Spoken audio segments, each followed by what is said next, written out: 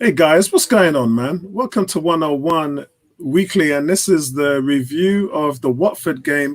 Arsenal beat Watford 3-2, and everybody, you can see everybody in the panel. Ebony's got a hand over her eyes. Neomis can't wait to get stuck in, and Bertram's pissed off because, boy. Let's say we got Cool K. What's going on, Cool K? Big up, bro. We got Scricket Ball. What's going on, Scricket Ball? Joseph, nice to see you, Joseph, man.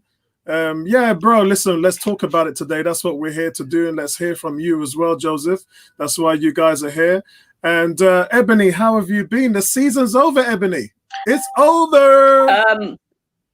I know it's over. Good. You know what? I mean, when we had that 3-month break, I thought that there was going to be a bit of vitalization, but nah.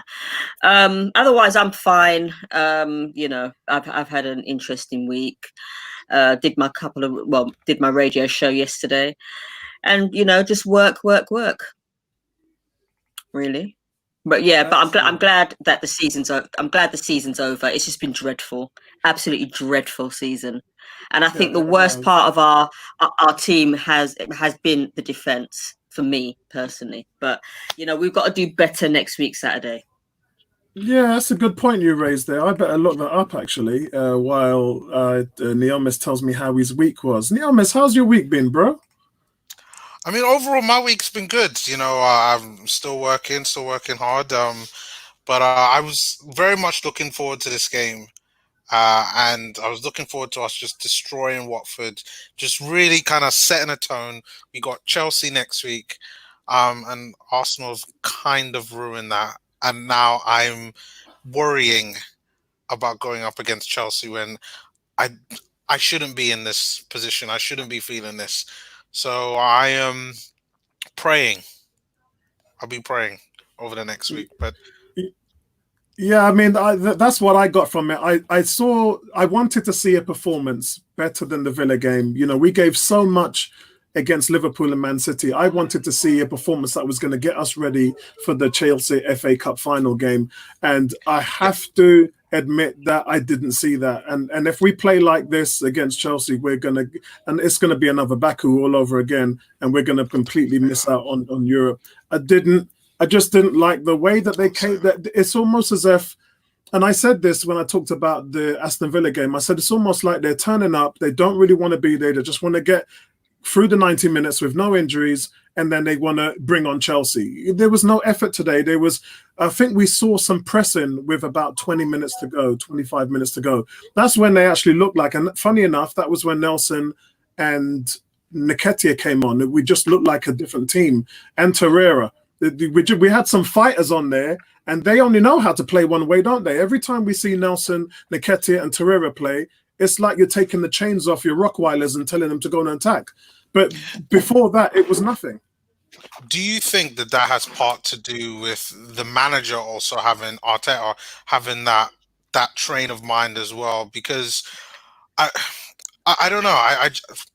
I get the feeling that maybe he was, even though he was coming out saying that, yeah, this is a game we should be taking it seriously, I'm not sure whether the players actually believe that as well. And today I agree.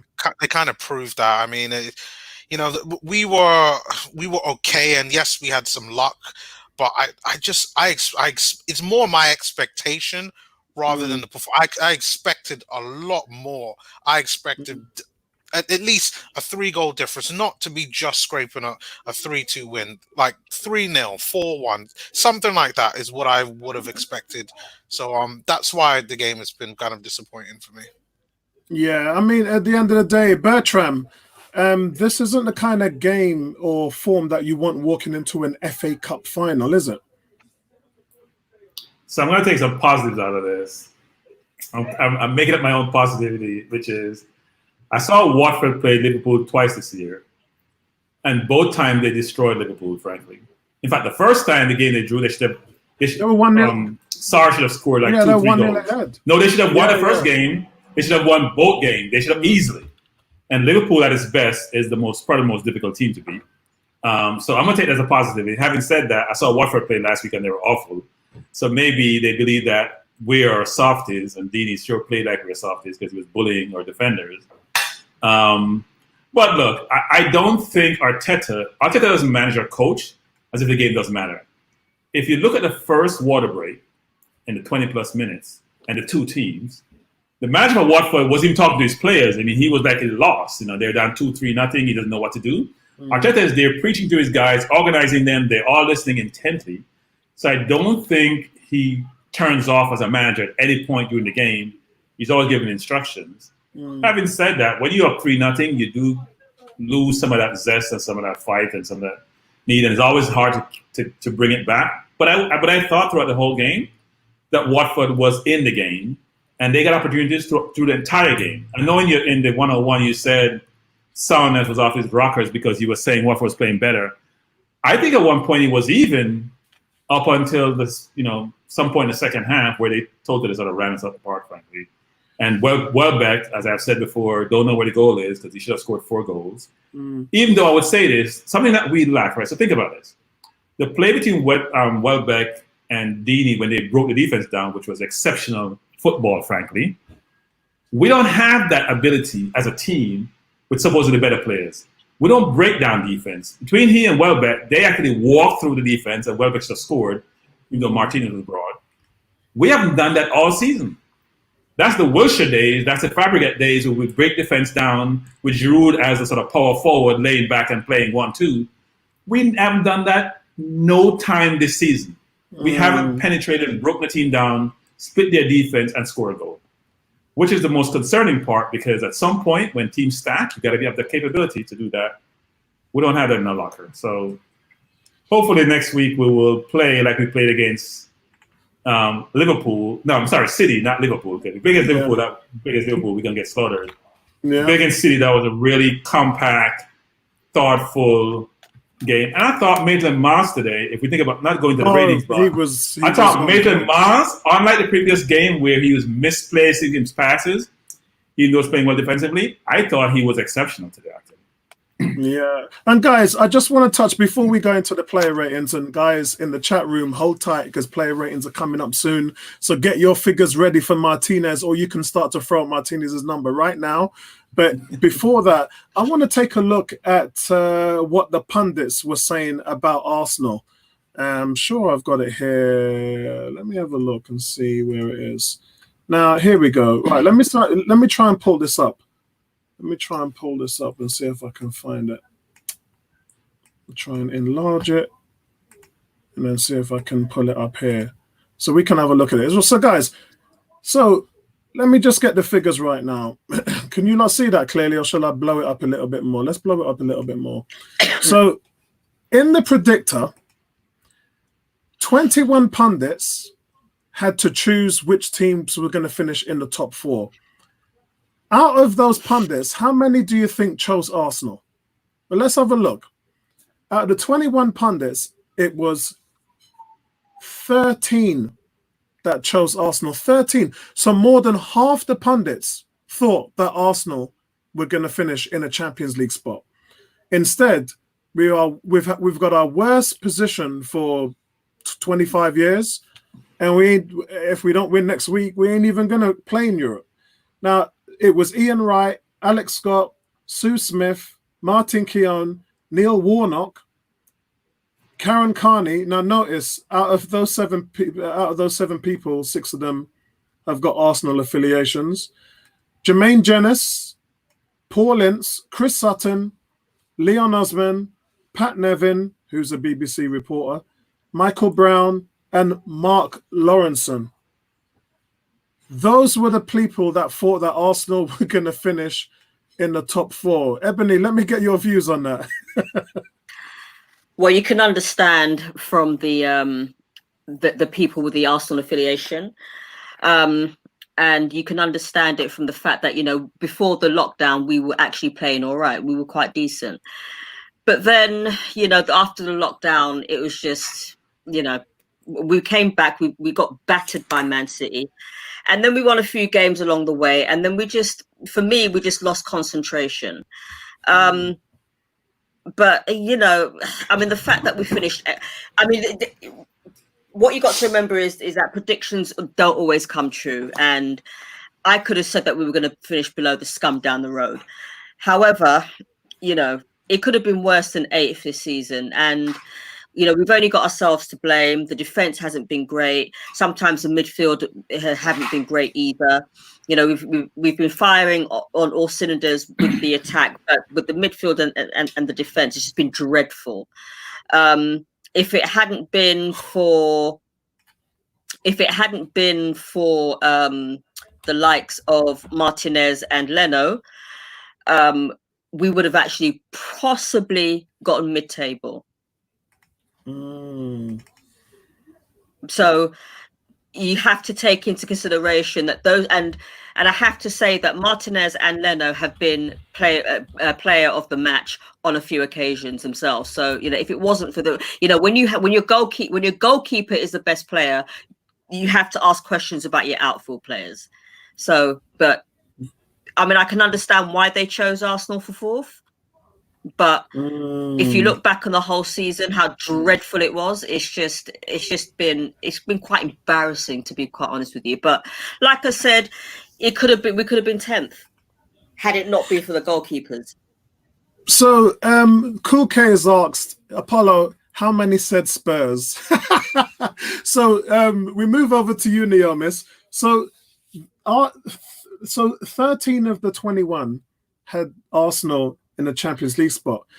But Neomis, 18 out of 21 said Spurs were going to finish in the top 4. I'm assuming this prediction was done.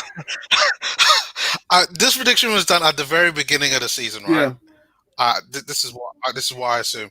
So when you think about what has gone on since last summer, you would have probably said that. I mean, what Spurs got, the finals of the Champions League, last year, you would have thought that they would have improved and kind of kicked on. I can understand why people had Arsenal in that place, because last summer I remember doing videos saying, oh, Tierney, and we had to talk about Saliba, and then for me, Pepe was the icing on the cake. I thought that was going to be what was going to take us to that level, and unfortunately, things just have not gone our way, and it's.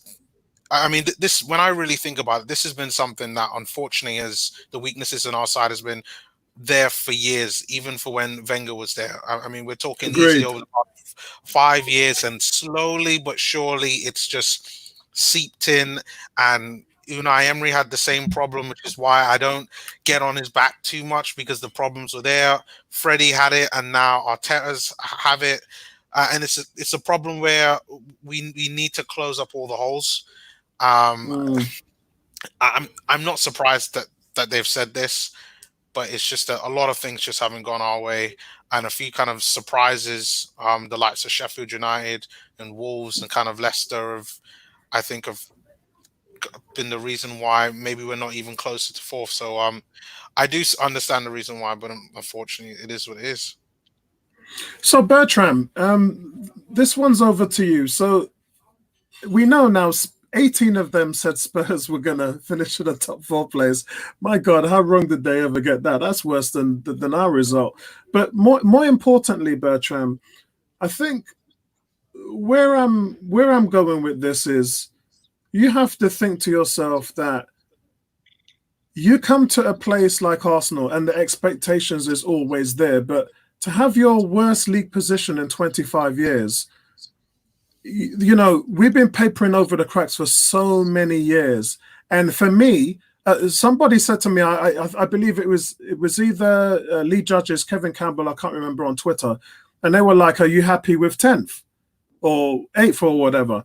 And for me, it was like, I personally don't care, because for me, if we'd have finished higher, that would have been a statement where we were continually papering over the cracks. At some point, Bertram, this team and the front office and the fans had to admit that there's a bigger problem than we first realized. And the only way that we could realize how big that problem is, Bertram, is to see us as a mid-table team. Your thoughts? So I remember 3, 4, 5 years ago, we all had the arrogance and showed disdain at finishing 4th and 3rd, because we are saying we need to win titles. What do you mean top 4? We just want to go in the Champions League. We want to win the Champions League. So we had that disdain for that top four. I would buy someone hands off in the last 3-4 years to being top four. So I'm going to give Wenger much more credit because I didn't see Wenger spend 148 mil in any season, frankly, if we did last year, and still end up in 8th place. I think people are missing that big picture, which is, Ebony mentioned that she's most disappointed in the defense and the midfield. I am more disappointed in the forward line than anything else for the season. So we scored, 56 goals. Mm-hmm. Leicester scored 67. Liverpool scored 85. Man City scored over 100. Man U scored, 68, what the number is. Mm-hmm. So we weren't, Chelsea's the only team, Chelsea's above us, but their goal difference or the goal against was worse than ours. But yes, our defense was bad, but we have a front three we paid, 100 and almost 80 million pounds for? Mm. And they gave us 56 goals and take away Aubameyang's, 20 or whatever he scored. We only get 36 goals from the rest of the team, which is ridiculous. But didn't I say, remember, you've always heard me quote about in 2017 when Sanchez got 31 goals, Walcott got 19, Giroud got 16, and Mesut Ozil got 12. And that was like 65 goals just between those four players. We're not talking about the rest of the goals at defense and everyone chipped in. And Wenger was being slated for that. Yeah, look, and I think in hindsight is always good, right? But we have actuality now to inform our view about how we have done versus the past. There is no comparison. We're not getting the goals. Our goal, we gave up 48 goals? Tottenham gave up 47. Chelsea gave up 54. It wasn't, the defense was bad. I don't disagree. And our goalkeepers have been exceptional.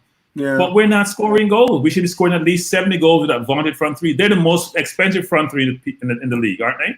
Yeah, that's right. Yes. And so if you're the most expensive front three, they should be scoring more goals. They should be scoring most goals. That's right. 56 goals for Arsenal, 61 for Spurs, 67 Leicester, 69 Chelsea, 66 Man United, 102 Man City, and 85 Liverpool. But I think Spurs without Kane for most of the season, frankly. Yeah, exactly.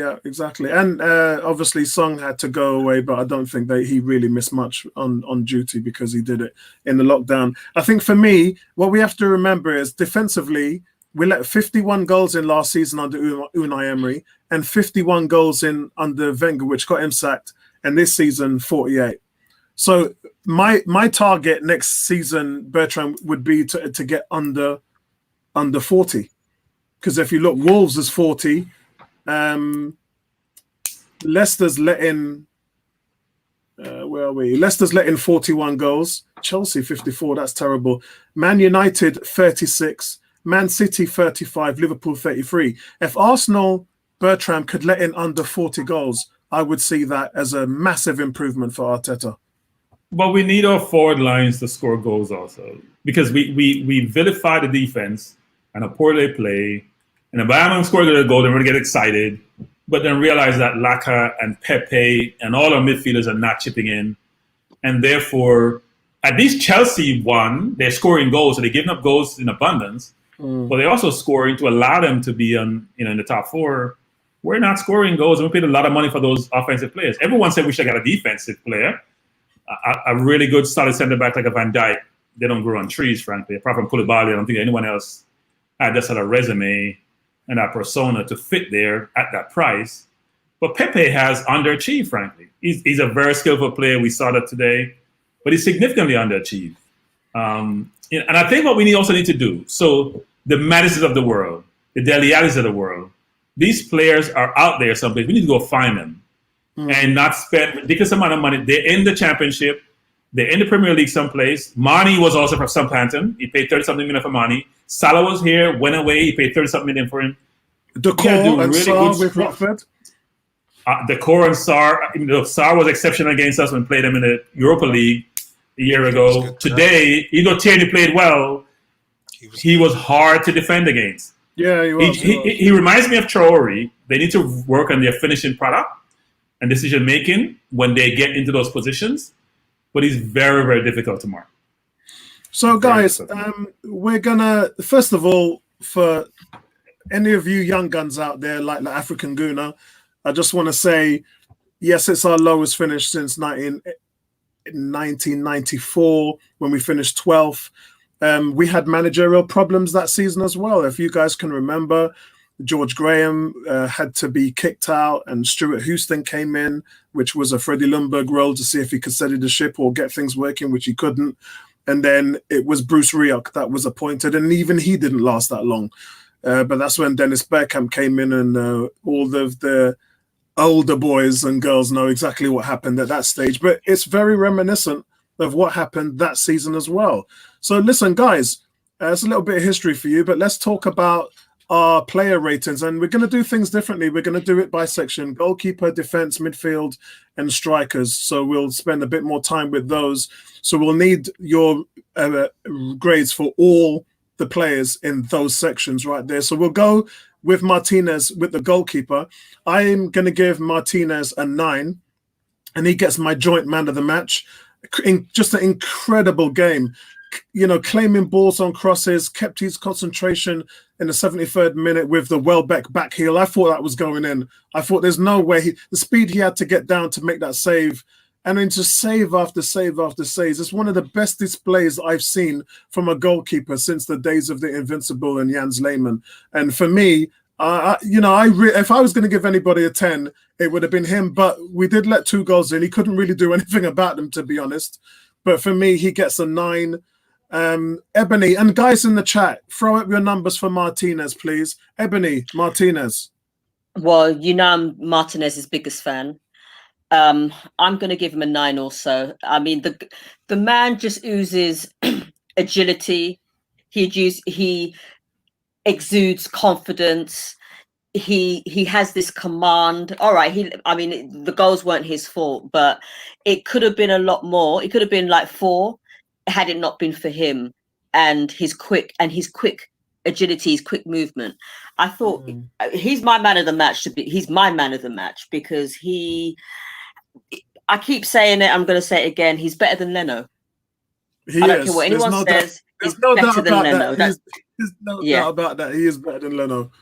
There's no doubt about anyone who's doubting that is hanging on to rubbish as far as I'm concerned, because I've already had this argument and discussion with people on 101, and I've stated very clearly, you can't take a guy who's never made a mistake that's cost you a goal and put him next to someone who's led the league in mistakes leading to goals. You can't do it. So if you're trying to match the two together, don't make sense. And then you got to remember what he did in the UEFA as well. I mean, like his work rate during the Euros as well. I mean, to take somebody who has not never, but who wasn't really playing that much, throw him in at the deep end, and now we're paying dividends. So for me, he gets a 9. Some of his distribution today was outstanding. As soon as he got the ball, it went straight down the line in the slip, which broke. I mean, Watford players wasn't expected. All of a sudden, Watford were on the back heel. The ball's passed 3 or 4 of their players, and Arsenal are running at their defence. And that is because of what the goalkeeper did. And I'm not saying that Leno can't do that. I'm saying that Leno is an inconsistent goalkeeper playing the ball out the back, and he makes too many mistakes. He can't play at the back. Leno can't play out from the back. I don't care what anyone says. He cannot play out from the back. I just don't think he commands his box as well as Martinez. Martinez commands his box. And this is what you want from a goalkeeper. This is what you want from a goalkeeper. You want your goalkeeper to be confident, and the defense needs to be confident in the goalkeeper as well, because the goalkeeper is that player that when the defense screws up, you want your goalkeeper to go, all right, okay, so screwed up. Let me just get to it. Leno doesn't do that for me, so he gets a 9. Excellent. So we got 18 is giving him a 10. Cool K's giving him a 9. Joseph has given him a 9. Cricket Ball 8.5. 8.5. Cricket Ball. And Carlito, Leno is too error prone. And bro, if you're trying to get back into the top 4, Carlito, you can't do it with a goalkeeper who's making not too many mistakes. But you can't do it with a goalie who's led the league in making mistakes leading to goals. You can't do it. You can't carry mistakes. But to be fair to Leno, he has actually saved Arsenal quite a few times this season, so I'm not going to be too hard on him. It's just that he's indecisive. He's not as good as Martinez. His confidence is not as prevalent as Martinez. He's just not as good as Martinez. So, but we can't take away the fact that he has saved our backsides this season. Yeah, no, in some games. I'm gonna roast him for that. I'm gonna take away that fact, and I'm gonna make him accountable for it. And I'll tell you why, Ebony. It's because Liverpool had a goalkeeper that was doing that, and they got rid of him as soon as they realized he ain't. You know, we've won the Champions League, great, but we can't win the title unless we get a goalkeeper. They went out and got a goalkeeper. Chelsea went and spent 70 million on a goalkeeper. They got rid of the idiot that went off to Real Madrid, and where is he now? And obviously, we know what happened with Alisson. Yeah, and we know with Manchester City as well. Manchester City has got those teams know that a Leno isn't good enough to win you a league title. So we can't defend Leno. We can't. We can't sit here and allow a goalkeeper who's going to cost us 6 goals. Actually, it's 9 goals since he's been in. 6 was what he had when he led the season last season. We can't do that. We don't have the capacity to carry somebody in this team. Someone like Xhaka, who makes all these mistakes, Mustafi, who's mistake prone. Those are, on their day, those are players who can play really well, but they're never going to win you a title. Yeah, but the thing is that we need consistency. We need consistency. And for me, all right, you know, it's Martinez's first season where he's actually played more than 3 times. He's been more consistent, and it's now his spot to lose. Yeah. Joseph is saying, got to say, Ebony always knows what she's talking about. Always said that Zach and Louise weren't good enough for us. So yeah, listen, I'm not going to argue Thank with you, that, Joseph. man. I'm not going to argue with that. I've got, before I go to Neomis, I've got Carletto saying, would I sell Leno for 35 million? No, I wouldn't, because you need 2 good goalkeepers. You need 2 good goalkeepers. The top teams do have 2 decent goalkeepers, and whether that's one who makes mistakes a lot and whether that's one who's more solid, you still need to, because look what's happened to Bernd Leno, could have happened to Martinez, and you need the number 2 who's going to come in and be competent. Now we've got to think about how does Matt Macy fit into this, but no, I definitely wouldn't sell him. Neomis, what's your mark for Martinez? I gave Martinez an 8.5, and he was my man of the match. I thought he's the best player by far. Like, he was the reason why we managed to win this game and not lose it or draw it. I mean, I think he had got the double save like later on in the second half. In the first half, Watford didn't do that much. So I think he had 1 or 2 saves there. But for me, like, these last 10, 8, 9 games that he's played, he's been solid, like almost perfect. Like, I'm no criticism to say about like Martinez, and he should stay on number 1 until he fucks up or gets injured. That's really it. There's no reason why you should drop Martinez right now. Like, absolutely no reason. And let's remember, since coming back from lockdown, he's made more saves. He actually leads the league in saves made after lockdown. Wow, he's number 1 in the Premiership. Okay, I did not know that, but that's another reason why, like, he shouldn't be dropped. Even when I think there's a chance that Leno I know he started running again, but there's no reason for us to play Leno in the FA Cup final. Like, leave him to be backup for next season, to play maybe those group stage Europa League games, and let Martinez be our number 1 until he messes up or injuries. So he's been so impressive.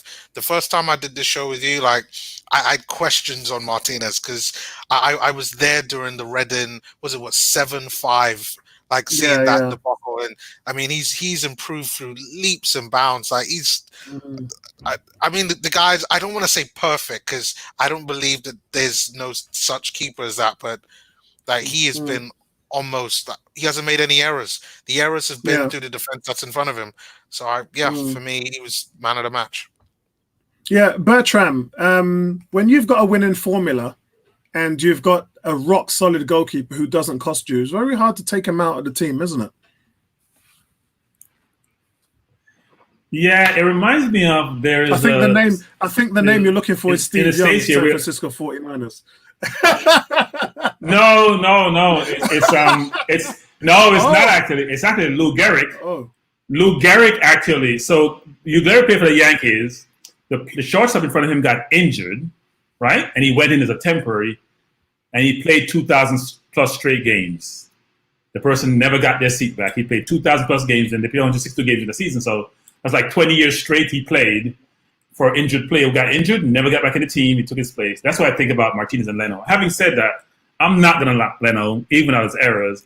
The stat that jumped out at me say he have the most saves, Martinez, since the restart, and we gave up 48 goals. I don't think that says a lot about our defense, frankly. I frankly says the opposite, which is our defense is atrocious. If you made the most saves and we still get 48 goals in the season, I'm going to give you another lot, one. Right? I'm going to give you another one. Kansas City Chiefs, Alex Smith, who played for the Redskins and got injured. Yes. And Patrick Mahomes came in. Look what happened there. But they want to replace Alex, though. See, here we weren't trying to replace Leno. We traded. He couldn't get into the... We gave up a 3rd-round draft pick. We traded for Alex Smith, remember? No, I know, but I'm just saying Kansas City couldn't win with Alex to go to the Super Bowl. They won every year. He's a good quarterback. He just wasn't a franchise-defining quarterback. He took the 49ers in this case to the Super Bowl. He was a very good quarterback. He's not, as you realize, he was an excellent quarterback. I know. He's a very good quarterback. He's like Leno. He's a very good goalkeeper. And look, I'm not going to knock Leno. I think Leno is very good, but we can't keep both guys. We need money. And if look, half a season as a sample is very hard to judge, but Martin has been ridiculous. I gave him a 12 today. So in America, we grade on a curve. You know, in America, we grade on a curve. You can get more than 100 on the test. Even though 100 is a grade, you can get 110 or 115 because they do it based on the entire class and how they perform. They're going to get to a certain level. So giving our team is not that great, trying to get all the grades to a certain level. You get a 12. No, he was ridiculous. The save of Welbeck backheel was ridiculous. Yeah. The spreading wide for the Welbeck miss, again, that says something about Welbeck also. I just think that he's been ridiculous. The save against Liverpool by the fullback that shot he took and it deflected. I don't think people realize how exceptional that save was. And you're right, he's extremely commanding. He's very, very confident. 12 years playing as a backup, at some point you can make a decision about where you're going to go. He's obviously made a decision that he wants the number one job. So Arteta has a dilemma because I don't think Leno sees himself as a backup. He sees himself as Germany's number one goalkeeper. He doesn't want to even play behind, what's his name, from Bayern. Yeah. So it's going to be very, very, very hard for him to accept that role. So we need to sell it. If we can get 30 million for him, we should. We need help in the defense and the midfield. Yeah. We need to sell someone. And look, we may jump the gun on Martinez because he may recoil back to his Reading situation. We never know.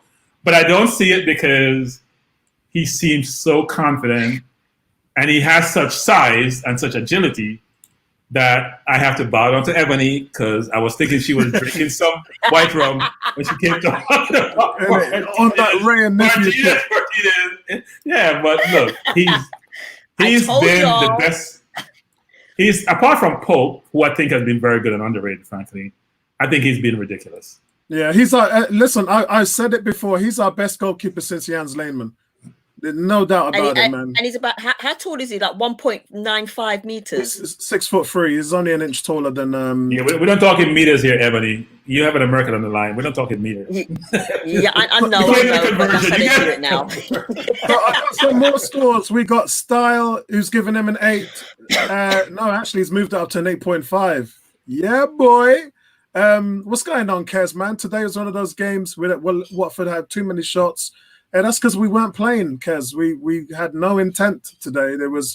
We looked like we were going out there training, and there was no intent there. And I wasn't happy with the display at all. But definitely, Kez has given him an 8. Joseph got his question to Apollo and Ebony. What type of defensive midfielder would you buy? That's likely Torreira and Guendouzi would be sold. It would have to be, it'd have to be Thomas Partey. But I'd like Decore in. Because you can play a holding midfielder anywhere. If you look at someone like Ceballos or Decor, if you look at someone like that, they can play box to box. And this is the reason why we talk about box to box. Because as a defensive midfielder, well, there's no such thing as a defensive midfielder. As a holding midfielder in that role, in the 2 players in front of the back 4 or back 3, your responsibilities stay the same. It's to protect the guys behind you and to facilitate the front players. Yeah. Yeah, I mean, Xhaka's meant to be doing that. I don't know why his name isn't being mentioned in been sold. So yeah, he's meant to, but he can't do shit. So I'd like to see Partey there, but can he play in the Premier League? It's all well and good, saying all these names, and everyone gets excited, and me already. I don't believe it until I see it on Arsenal.com. However, can these players play in the Premier League? Will they hit the ground running? Because you know what Arsenal fans are like. If certain players that we rave on about, when I say we, a lot of Arsenal fans, they rave on and on and on about certain players, but if they don't hit the ground running, then there's going to be a revolt. You know what Arsenal fans are like already. Yeah, I know. Look, we're the toughest fans. We're the hardest fans on our team than anybody in the league. I mean, that's the reason why other team fans think that we're privileged, because we go on social media and there's all the stuff that goes on AFTV, and everybody does backflips when we lose, or it's almost like we have a God-given right to win, and we don't. And that's the thing about it. I don't know why. I don't know why they're saying that we're privileged. Because if we were privileged, then we'd be winning trophies every season. Well, that's the whole thing. We're not winning trophies, and we feel like we should be. When we're not, we're not good enough to win trophies. But a majority of our fans think we should be. And for me, I've always been hard on our fans and questioned their expectation. You've heard me come here every week and talk about expectations. And until some of our fans get that understanding of what to expect from a team like this, that is literally our worst league position in 25 years.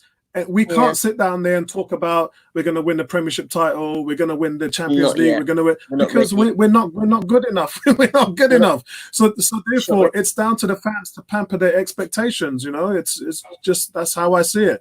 I always say fans don't know what failure feels like. I've been a Jazz fan for 35 years. I've been a Redskins fan, and we've only made the playoffs twice in the last 2 decades. And quite literally, I know what failure feels like. I know what failure Arsenal feels fans, like. They don't know what it feels like unless you being a mid-table team. That's going to humble a few people right here, finishing 8th. Really is. Well, I mean, if you've been an Arsenal fan for as long as I have, which is 28 years now. I've seen us lose finals. I've seen us play really badly.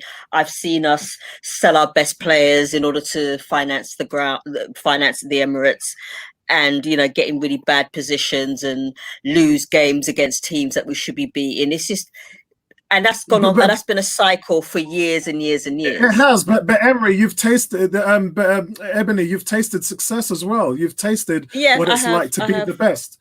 And some of my teams haven't even done that. They haven't even been, Michael Jordan destroyed the Jazz twice in 2 NBA finals, and we're never going to get another bite at the cherry. It's just the way how it is. So guys, let's talk about the defense now. So we're going to do Rob Holden, David Luiz, and Maitland-Niles. So everybody in the chat, please throw up your numbers for these guys. I'm going to go first. I gave Rob Holden a 5.5 out of 10. Positioned him well to stop Troy Deeney getting that first goal. He really, really did well. And excellent aerial work, and which knocked out, I think he had 6 clearances, which knocked out a lot of Watford's set pieces and crosses. But as I said in the chat room, he's so questionable playing the ball out of the backfield. He's not good with his feet. And he just doesn't have that pass that Louise or Mari or any of those guys have. He's just not a commodity when it comes to playing the ball at the back. Some shaky moments with his ball skills, and it was his fault that gave away the first goal, not David Luiz. It was his fault. So I gave him a 5.5. It would have been a 3, but because obviously he denied that Troy Deeney chance, he's got a 5 for me. David Luiz, I gave him a 6. I know he gave away the penalty, but the goal, but there's nothing he could really do about that. Seriously, if he didn't do that, the guy was in on goal and would have scored anyway. So, and it wasn't even his fault; it was Rob Holden's. But it was his long ball that led to Aubameyang set up the first goal. He's the only player that we've got in that team at that side of the field that can play the ball out of the back effectively, and he did it 2 or 3 times today. And look, I'm not going to chastise him for it. It was a decent game from him, but he's not the answer, and we all know that. You know, I'm not trying to talk it up that he should be our captain next season or anything like that. It's just the way how it is. So I gave David Luiz a 6. Maitland-Niles, I gave him a 7. Niles, actually, I gave him a 7.5. Just a strong game from him. You know, plays better higher up the pitch in a wing-back position. Actually, I've actually flipped him and turned his positions, but don't worry about that. But defensively tough, great protection, a lot of penetration on the back end, and I just think he had a fantastic game today. If we're talking about moving him on in the summer, that might be a big mistake because this guy is still developing, and I like what I saw from him today. So that's it. Holden 5, Louise 6, Maitland-Niles 7.5. Let's see what the guys are saying. So guys in the chat, Style is giving Louise a 6, Tierney an 8. Joseph's given Louise a 4. Styles given Holden a 5. Joseph's given Holden a 5. So guys, we're changing the format up a little bit. So we're giving the players at that section on the defensive side our grades all at once, yeah, so that we don't have to sort of slaughter through it. Ebony. Okay, Maitland-Niles, I'll give him a 7.5. I agree with what you say about him. I think he's only going to get better. I mean, I know that's not his position and he really, really, truly wants to play in the middle, but I think he can only get better, and I think he will give Bellerin a run for his money. But for me, he has gotten better. But today's game, you know, the way he positioned himself, I was quite impressed. Rob Holding, I mean, you got to remember he's just come back from an injury. I understand, you know, no, he's not the best with his feet. Yes, he's great in the air, but I'm gonna kind of like, you know, give him a bit of a blight because he's just come back from an injury. So I'm gonna give him maybe a 5. David Luiz, yeah, he is great with the long balls. But for me, he's another error-prone player, and if he plays like that next week, we're in big trouble. I'll give him a 6.5. Excellent. So 6.5 for 6.5 for Louise, Rob Holding 5, and Maitland-Niles 7. Excellent. So guys, we've got we've got Kez doing Rob Holding 5, Louise 5.5, and Maitland-Niles a 7. And we'll come on to Kieran Tierney when we go into the midfield, but he's giving Kieran Tierney an 8 anyway. Skrikaball's giving Holden a 5, Louise a 5, Maitland-Niles a 7, and Tierney 8 as well. I think I've given Style already. Yes, I have. We've got Styles given Maitland-Niles a 7. Yeah, what's up, Dubs? What's up, D? 18's given Louise a 7, Holden a 4, and Maitland-Niles an 8. Keep Maitland-Niles. I totally agree, Style. I totally agree. Ashik, nice to see you again, mate. Rob Holden 6.5, Louise 6, Maitland-Niles a 7, and Cool K has gone Louise a 5, Holden a 4, Maitland-Niles a 7. Neomis, you got the conch. Okay, so I'll start with David Luiz. I gave him a 4. For me, the fact that he gave away the penalty, I know what you mean about it wasn't his fault, but it was one of those where, as I saw him go in with the foul, how many times have we said, David Luiz, like, can you not put yourself at risk of getting sent off? Because that's exactly what I thought was going to happen. And the fact that he's making the same mistakes over and over again, and I'll reiterate the same things that Ebony said already on him, and the fact that if he plays like this against Chelsea, that we are going to get absolutely battered, because in an FA Cup final, I totally the player was long past him, and obviously he wasn't the last man as well. He was quite level, but I think Alan Smith and Graham Souness and myself, while I was doing match commentary, we all stated that regardless of what Louis done, because of Rob Holden's mistake, it was Holden's mistake. The player was in on goal. Luiz could not have won that. He couldn't, because he was there too late. He was trying to recover Rob Holden's mistake. He couldn't do it. So it was either he fouled him for a penalty, or it was either that he just lets him through and run on goal. So he was in a lose-lose position. He couldn't have done anything better. You know, he was too outstretched. The player was already past him. It was either a penalty or it was a run on goal. He couldn't have stopped him. There just wasn't a way. So it's hard to chastise him for that. However, we can't escape the fact that what you're saying, 5 penalties from a player, it's a lot. Yes, and it worries me. It really does. Like, if the thing is, I've talked good about David Luiz, like his ability to ping a ball from defense. A lot of times he's not even pushing forward to ping that long ball. That I really like that in his game, but this part with some of the rashness in his defending, I just worry about him. In some games, like, he's fine, in others, it's a worry. So for me, I'm probably thinking more with my emotions with this one, but I had to give him a 4. For Holden, I gave a 5, and I was watching him closely because I'm a fan of his. But for me, it was he had a very hot and cold game. Like, there were so many chances that he had where he cleared the ball, had some good blocks, tried to do the long pass similar to David Luiz, which was great, but he had lots of bad passes as well. Some really bad tackles. Obviously, you know, we've talked about him causing a lot.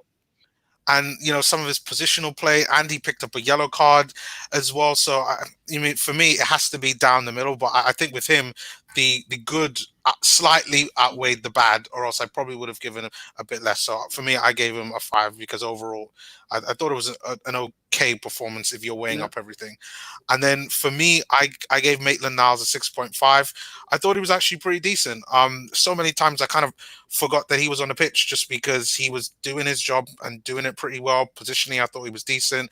Tracked back, worked hard, like attacking wise, even had a shot on goal later on in the second half. So again, that was brilliant, wasn't it? Yeah, I thought he was going to score. Yeah. It was a great save. Yeah. I thought Maitland-Niles was pretty good. Just went about, did his job, and I hope he does say again, like Ebony. I do want him to get a chance in midfield and not in that kind of right wing back. But good, solid performance for Maitland-Niles. So Bertram, boy, let's talk about Louise, Holden, and Maitland-Niles. Bertram. So we started the game with a back 4, actually. So Tierney was in a back 4 when we started the game. He only went to a back 3 when we took off Willock and we took off Lacazette. So I think the feed from the UK has been changed when he gets to the US, because some of the gradings I hear and see differs from. So something's wrong with the feed, because the players I see when I see the game is different from what you guys see sometimes. That feed is messed up. So maybe it's blurry. So I'll give you an example. We talk about Holding. He was awful. Awful. Guys, let me say this to you. So we talk about him marking Troy Deeney. He did nothing with Deeney. Deeney was missing clear cut. If a team gives up almost 8 pure goals in a game, 8 clear cut chances, and the 2 wing backs played well, the 2 center halves can't get nothing more than a 2. Sorry. So we're missing something in the whole equation. What are we missing here? We gave up to Watford, the team that's getting relegated. They got 8 clear-cut chances to score, and we're giving somebody a 5 and 6 and whatever else in the middle of the park. My gut, my belly is wide open. They can come down whenever they want to. It's like an ocean. And no, Holden gets a 2. David Luiz gets a 3.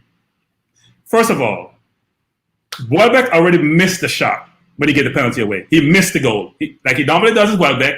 Martinez saved it. He didn't score. He kicked him afterwards. So it's almost simultaneous. He would have missed the goal. So he gave away an unnecessary penalty. There was no reason to get there. You can't get there. You hope your keeper stops it. You don't compound the play by giving a penalty away. The Welbeck goal that he scored, Luiz looked at the wrong shoulder. He glanced right. By the time he glanced left, the ball was behind him. He glanced the wrong shoulder the first time. That's why the goal scored, because he wasn't in position. The ball went behind him. By the time he looked around, he was in the back of the net. He was awful today, and Holding was worse. He came past the ball. The first goal was his fault. Deeney beat him to the headers every single time, and Deeney should have scored in the last part of the game when he hit over the bar. Clear-cut chance, no excuses. Holding didn't stop anybody, and he was holding. That's all he was doing. He was atrocious. Tierney was not a 7 or an 8 because Sarr had a field day. So he can't be a 7 and an 8 on the same side with you when the forward had a field day. He can't be a 7 or 8, guys. There's no way. Maybe a 6 because he's good offensively, but he wasn't there. Sarr was running around like he owned the field. Yeah, I haven't graded him yet. I haven't. Guys, Maitland-Niles side was nothing. You know why, Neomis? There was nothing over there. He locked it down.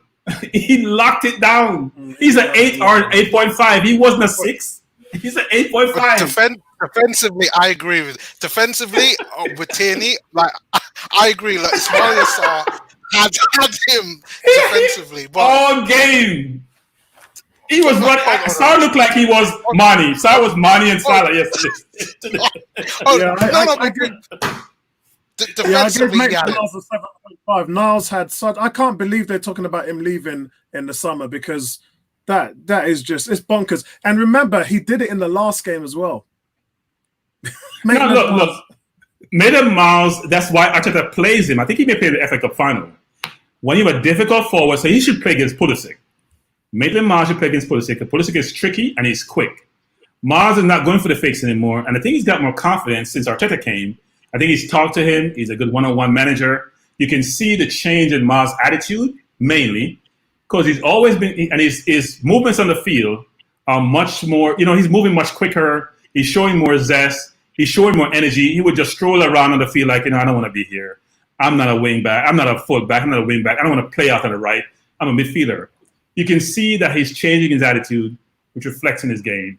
But there's no way if my 2 wing backs are getting 6 and above, and my goalkeeper is getting a 9, that my 2 centre halves get anything above a 3. There's no way.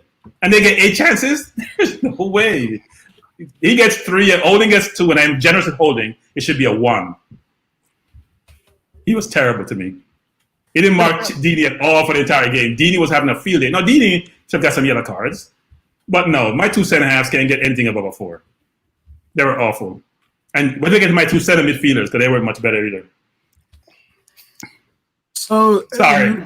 So guys, midfield. Let's talk about the midfield now, and obviously I'm going to give my Kieran Tierney. There's quite a few players here, so I'm going with Tierney. Guys in the chat, I'm going with Tierney, Xhaka, Ceballos, and Willock. So put your grades up for those guys: Tierney, Xhaka, Ceballos, and Willock. And I'm going with Kieran Tierney as a 6.5. I think he took his goal quite well. It was deflected off a hand, as you guys know. But he's been doing that for quite a few weeks where we've seen him getting himself in positions just on the edge of the box and creating goals, making goals, creating chances. That shot that he took from about 40 yards against, is it Manchester City? It was just absolutely, I was like, where did that come from? So it's not like we haven't seen this guy already. So I give him a 6.5. I thought he struggled with Sarr. I think it was give and take with him. I don't think any of them got the better of each other, but he definitely didn't excel against Sarr, especially in the latter stages of the game. But he improved on the overlap. Remember, I keep telling you, Klasnich gets beaten on the overlap. There was a couple of times that they tried the overlap on Tierney, and it didn't work. Tierney just snuffed it out. So I really liked about that. And it was Kieran Tierney's throw, his long throw, that found Aubameyang for the overhead kick. So for me, guys, in fact, I'm giving him a 7. Yeah, I'm giving Tierney a 7. Xhaka, quiet game. To be honest with you, this wasn't a game of substance in the midfield. The game was to and from. It was an open game. And when you have a guy who's got no range, no speed, no mobility in an open game, it's just lambs to the slaughter. It's like a deer in the headlights. The ball movement was just too fast for him. And Bertram talks about Watford running in on our centre-backs all day. Well, they were able to do that because they didn't have no protection in front of them, and you got to make that Xhaka. You got to put Xhaka and Ceballos at the fort for that. So I gave Xhaka a 4. I thought he was quite poor today. He didn't do a good job. I think it was Pereira. He didn't do a good job of tracking him. His distribution wasn't reliable. Getting booked for talking back to Mike Dean. Well, he gets booked for doing everything, Xhaka. So I gave him a 4. Ceballos was slightly better. I gave Ceballos a 6. I thought his movement was better. I thought he was more composed on the ball than Xhaka. But and again, he wasn't the driving force forward that we normally have with Ceballos. You know, he's normally that penetrating player that gets things working on the back, and we didn't see that happen today again. But his crucial block on the core was brilliant. That block that Ceballos made was actually the best block in the game. So I gave Ceballos a 6. Joe Willock. What can I say, man? Every time we talk about Joe Willock, we're waiting for him to do something. I gave him a 5 today. He didn't get involved as much as he needed to. This was a game for me where he needed to make a statement, and he just didn't make the statement today. He just had, I believe it was 11 touches in the first half. When you're a midfielder, you need to have more than 11 touches in 45 minutes. Just poor decision-making, not great use of positioning. There was an opportunity also to slide the ball to Aubameyang down the left for a goal, for a one-on-one, and he waited too long. And by the time he delivered it to Aubameyang, he was offside. It just wasn't a great game for him, but still, I thought defensively was okay, so I gave Willock a 5. Let's see what the guys are saying here. Let's have a look. So we've got Joseph is given Tierney a 6, Ceballos a 7, Xhaka a 4, and Willock a 4. We've got Ashik who's given Tierney an 8, Xhaka a 5, Ceballos 6.5, Willock a 3. Hybrid gamer, Tierney for captain. I was saying, yeah, you know what? I'm signed up for that. I'm definitely signed up for that. I said this a couple of weeks ago when Tony Cox was talking about it. I'm signed up for that. I'm all over that. Style, 7 for Ceballos, 5 for Xhaka, Tierney 8, Willock 4.5. Ebony, you got the conch. Okay. Okay. Well, I'm a big Tierney fan as well, and he took his goal well. I think today he was better offensively than defensively, but for me, he's a good defender. But I'm gonna give Tierney a 7. Xhaka, well, you know how I feel about Xhaka. As you said, no mobility. But how did he play today? How do you thought he played today? He was dead. I just thought he was dead. You know, he may as well not have been there. Dead food, dead wood, dead everything. He just didn't do anything for me apart from just run around looking like a headless chicken. So he gets a 3. Who was the other one? Willock. Again, he was quiet, but then you see the thing with Willock is that he's still. I think it's because maybe he's still young and he's still developing, and you know, yes, he's got to get his decision making correct. I don't know if it's nerves or he's trying to overdo it to impress the manager to say, look, you know, I deserve a place in the starting 11. But I thought where he could have actually passed it to Aubameyang, he didn't. So I'm going to mark him down. I'm going to give him a 4 for that. And who was the other one again? Is Willock. It? I done Willock. Xhaka. So Willock, Ceballos, Xhaka, and Tierney. Ceballos, he wasn't. I don't think he was as good as he normally is. I mean, he could have actually scored as well. He did actually have a chance in the first half. But today, you know, he just wasn't as agile as he usually is. So I'm going to give him a 5. Yeah, I think the hardest thing about Joe Willock is, remember, he's playing in that sort of Ozil position, and we're all talking about Ozil's not doing enough, and Ozil needs to push his weight. But Willock's not seizing the moment yet, and that's fine. He's still young, and I talk to our fans a lot about giving these guys time. Give them the same amount of time. You know, Iwobi had nearly 40 starts for Arsenal. So if we have players like Nelson and Willock and Nketiah and all these players, and they've only started 5, 6, 7 games, we can't all of a sudden just say, oh, they're no good, they're never going to make it Arsenal. We've got to give them this. Yeah, just give them a chance. We've got to give them a chance. And if the manager believes that they can be developed, then I'm with the manager. I believe the manager. So we've got, let's have a look. We've got 18 given Tierney a 7. He's given Xhaka a 3, Ceballos a 6, Willock a 3. We've got Kuke, who's given Xhaka a 3. Xhaka's getting bare threes. Ceballos 7, Willock 5, Tierney 8. Any more scores on the doors? I can't see any. Dubs is saying, I know Willock is young, Apollo, but I just don't see it with him. I've seen it with him because I've seen games where he's dominated. Again, I talk about the Liverpool Carabao Cup game, and remember, Liverpool went exactly light on quality players in that game. They're playing some strong players, and he was ripping past them. He can do. The guy's got 5 goals this season. How many other Arsenal players have got more than 5 goals? We can list them. You know, Lacazette, Pepe, and Aubameyang. That's it. Yeah. So if you and those guys are worth what, 50, 60, 70 million? So if we're talking about Willock has got 5 goals and he's in a development stage, I think you got something there. I think he's doing all right. I think he's doing all right. Maybe he. I don't think the number 10 role is for him.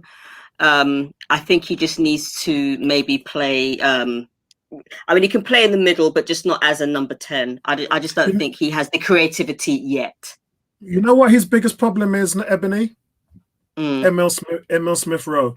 That's what Willock's biggest problem is, because from what I've seen from Smith Rowe as an attacking midfielder, he's way better than Willock. Yeah, I'm not even. And I can't wait for him to come back. Actually. Yeah, I'm not. It's not even close. The guy can do everything. He can defend. He can run past players. He can provide. He can score. He can do everything. But we will have to wait and see how that works out. Neomis. So we're talking about Tierney's, Xhaka, Ceballos, and Willock. Okay, so Tierney, I gave 7. I thought going forward, he was good. Obviously, he got the goal. He got the assist, which is exactly what I want more from Tierney. I'm a massive fan of his. I mean, I do agree with Bertram that, you know, defending today, dealing with Ismaila Sarr was a problem, and it was quite clear from that. It wasn't that he made errors against him. It's just that it was difficult for him to manage him. Ismaila Sarr was still managing to get crosses. He was still managing to try to spot out players, but I think overall he managed him pretty well, where he didn't get out of control. So I give Tierney that, and for me it was probably because of the goal and the assist why I've given him a 7. So if it wasn't for that, probably would have given him more as a 5. For me, Granit Xhaka, I gave a 5. I just thought he was just there. Too many bad passes throughout the game. I know he had a few blocks, kind of tracked backs. He got a yellow card for dissent. Really kind of stupid stuff. It was a poor performance from Granit. And then the fact that, once again, I always say this for Granit, is that he never passes the ball forward, always sideways, backwards, and he continued again in this game. So for me, I had to give him a 5 for this one. Then Willock, I gave him a 6, and the reason why I gave him a 6, probably more than the rest of you guys, is because of his age. I do think that he is a good player. I remember when I first saw him when he was about 17, and he's improved massively since then. I do agree with Ebony in that I don't think he's quite ready for the number 10, and I think he's been put into that position to kind of fast track his development because of Ozil and his lack of work rate. And I do agree with you. Like, there were 2 moments, one with Aubameyang and one with Lacazette, where both of them were literally on the shoulders of the defenders, and all he had to do was just slip it through, and he chose just to pass. About. He just chose to pass it on the wing instead, and it's like, and he's done it before again. Before Arteta came, I think might have been under Emery, and Aubameyang at that moment showed visibly, he was like, "What are you doing? Like, pass it to me." And it's those decision makings that he has to learn, but that only comes from experience. It only comes from him playing in that number 10 position. So for me, I gave him a 6. And then Ceballos. And you know, he's at his second stage of his development, because when you look, he's very much like Zalalem. Zalalem 5 years ago, people was talking about the next big thing, and he didn't pan out. And a lot of that was because when he was at Rangers, the physical side of the game, he didn't grow enough. He was a very frail player. And Willock was like that about 3 or 4 years ago. And Willock has developed I never thought Willock was going to make it. I really didn't think he was going to make it. Excellent. Yeah, go on. Oh, and Ceballos, I gave him a 6.5. I thought defensively he did quite well in this game. I thought he worked hard. He intercepted the ball so many times, got a lot of tackles, won the ball pretty well. His only issue in this game that I found was that going forward, he just wasn't penetrating enough, trying to be that creative outlet. And I question whether that is his best position. And I do think that maybe his best position is central midfield further back rather than closer to that number 10 further forward. So for me... Really? Because he plays there for Spain and he was player of the Under-21 World Cup playing further up the pitch. That's where they see him. That's where Real Madrid see him as well. Well, maybe he needs like more development in that area. But for me, I've been mostly impressed by his work rate. And for me, the defensive side of this game, I never thought that he was going to really have that. I mean, maybe that's one where we just need to get the midfield balance right. And maybe that's the kind of case of figuring that out to whereby he can really express himself. Because I do think that there's a player there. He's shown that in the last, 10, 11 games that he's played. So there is a player there. But if we can get the midfield balance right, then Ceballos and Willock and even the likes of Torreira will really come to fruition. So let's just see what the scouting department does at the end of the season for that. But that's my thoughts. Excellent. So Bertram, Tierney, Xhaka, Ceballos, and Willock. So I gave Tierney a 6, and he gets 1 for the goal. So that makes he was a 5 before. This whole notion about how great a game he had. First of all, he had a clear ball he should have passed into Nketiah to score, and he tried to shoot and he went over the bar. No one beside him and about 100 miles away. It was a clear ball to him that fell, and he kicked it about a mile in the air. When you're in someone's penalty area, make it count. Secondly, Sarr was the best player on the field by a country mile. So if the person I am marking is the best player and is dominating, how can I get a 7 and an 8? I'm still struggling with that concept. Like the player I'm supposed to be marking, a couple times in the game, he was out of position. He was playing too high up. They played the ball behind him, and he's struggling to get back. Look, guys, we love Tierney. Don't get me wrong. We have our favorite player. We love Tierney. But today was not an exceptional day. Sarr set up about 3 or 4 goals, and they scored 1. Bertram, I agree. On his side of the field. Yeah, I agree with you. And you know me and you, we throw banter at each other all day long, yeah? I agree with you, but you can't tell me that a player who scores a goal and gets an assist is anything less than a 6 or a 7. You can't say that.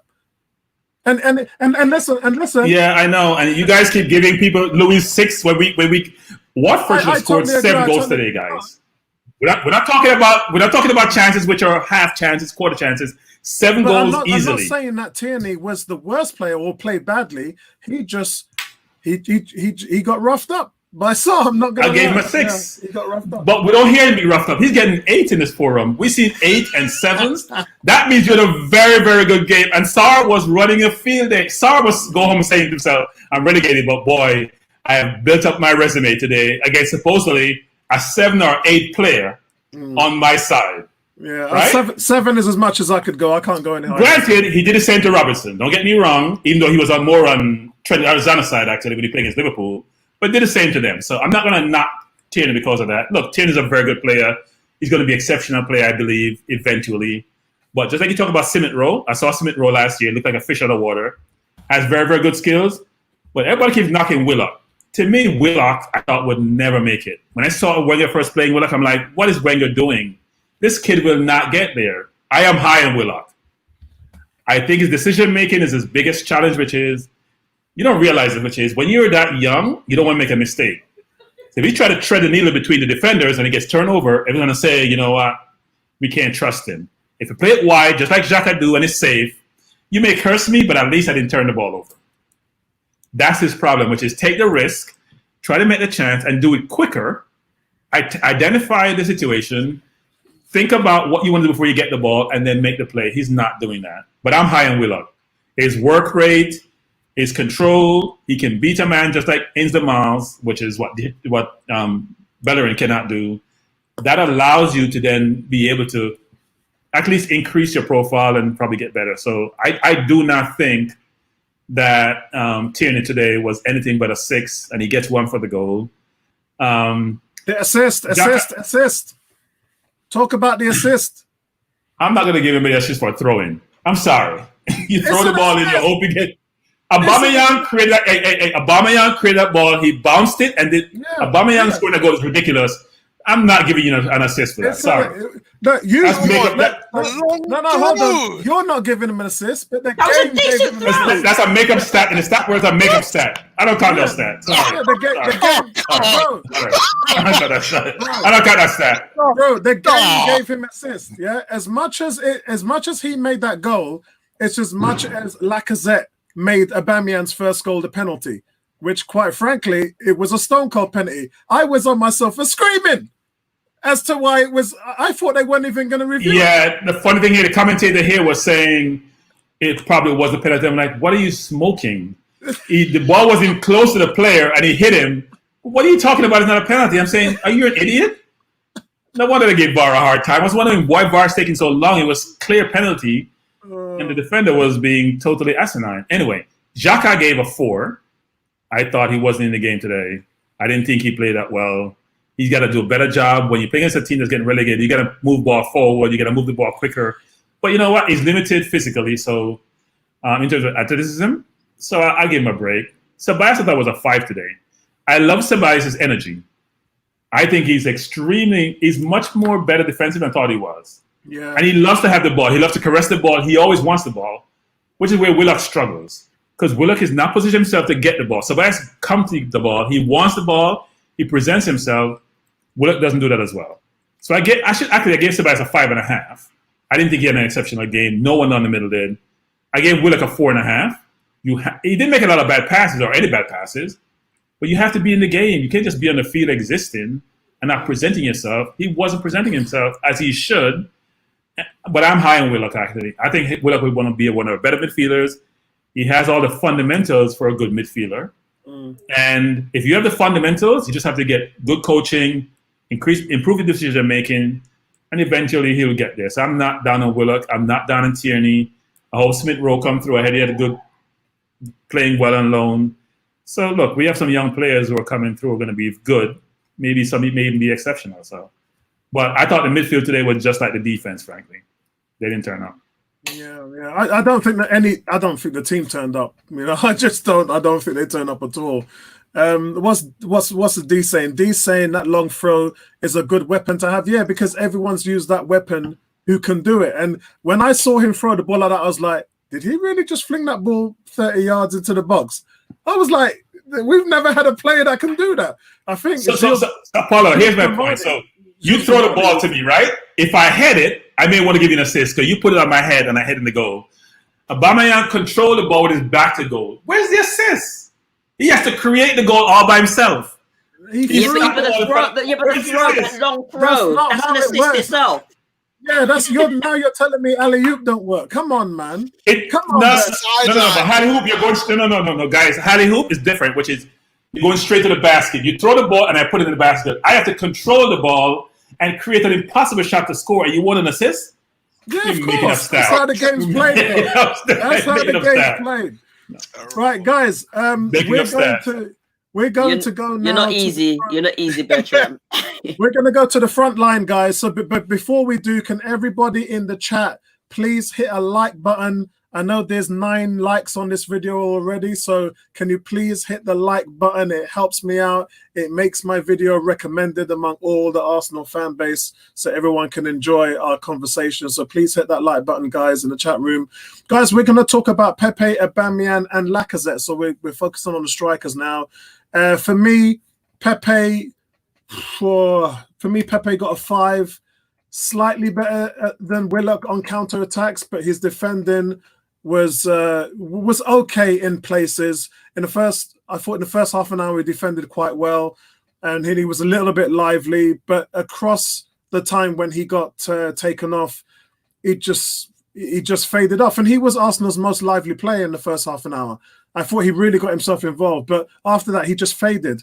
And we talk every week about this fading in and out of games, and he still seems to have a problem with it. And I hope that's something that Arteta addresses.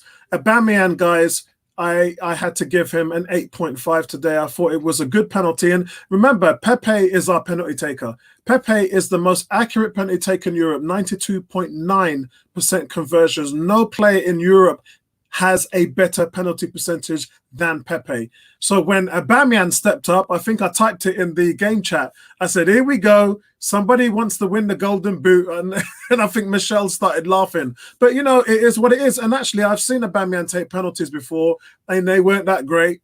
And I talked about them quite a lot. And this one was quite solid. It was in the corner. It had some height. It was mid-range. So it was a good penalty.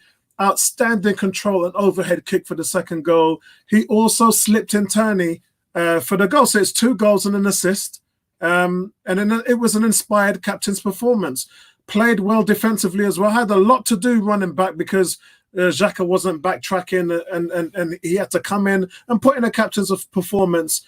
The only thing I got to knock him on was when Eddie Nketiah won the ball back and slipped him in. He should have done better with that finish. You can see he didn't get it the lift he wanted to get it over the keeper. You know, you see quality strikers, world-class strikers get that lift. The goalkeeper goes down. He goes down before you shoot, and then the lift just doesn't come, and it's right into the goalkeeper's chest instead of over his head. And he should have done better with that. That cost him the golden boot.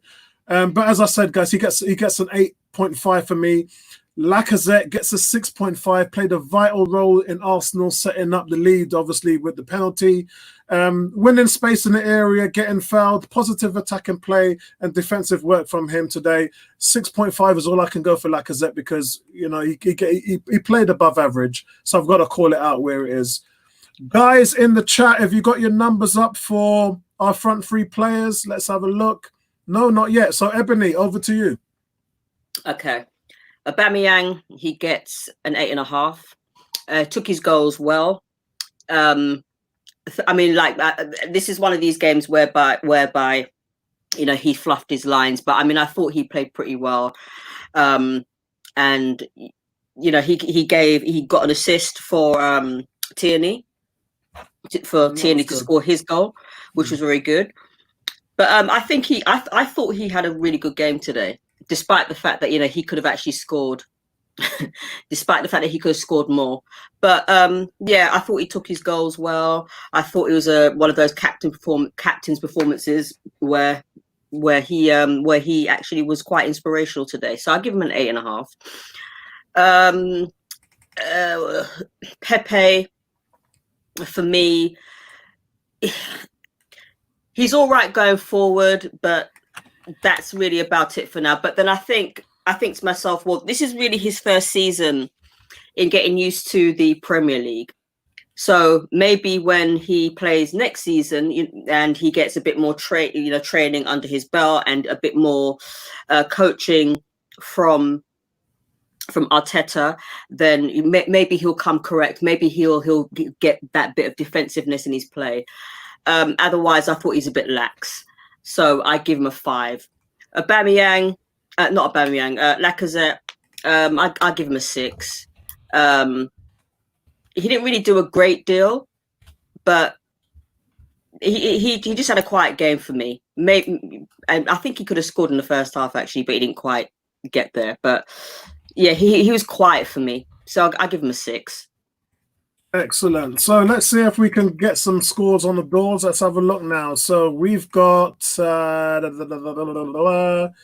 David. David, nice to see you, man. David's talking about Troy Deeney as an idiot. Yes, the chickens have come home to roost, bro. When you shoot off your mouth like that, penance is and karma is a wonderful thing, man. It's a wonderful thing. So, and it's hard for me to say that because I've got Watford in my blood. You know, that's where I spent my schoolboy days. As a player, so I don't really want to see them go down like that, but it is what it is, man. 18 has gone, 5 for Pepe, 9 for Aubameyang, and 5 for Lacazette. That's harsh on Lacazette. Ashek's gone 6 for Pepe, 5 for Laka, and 8 for Aubameyang.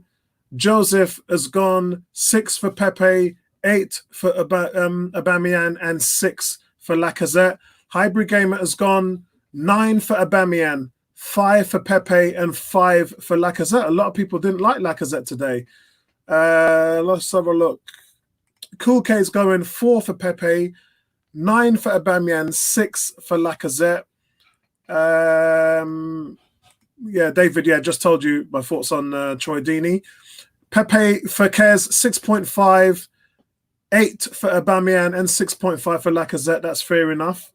Leomis. So starting with Pepe, I gave Pepe a 6.5.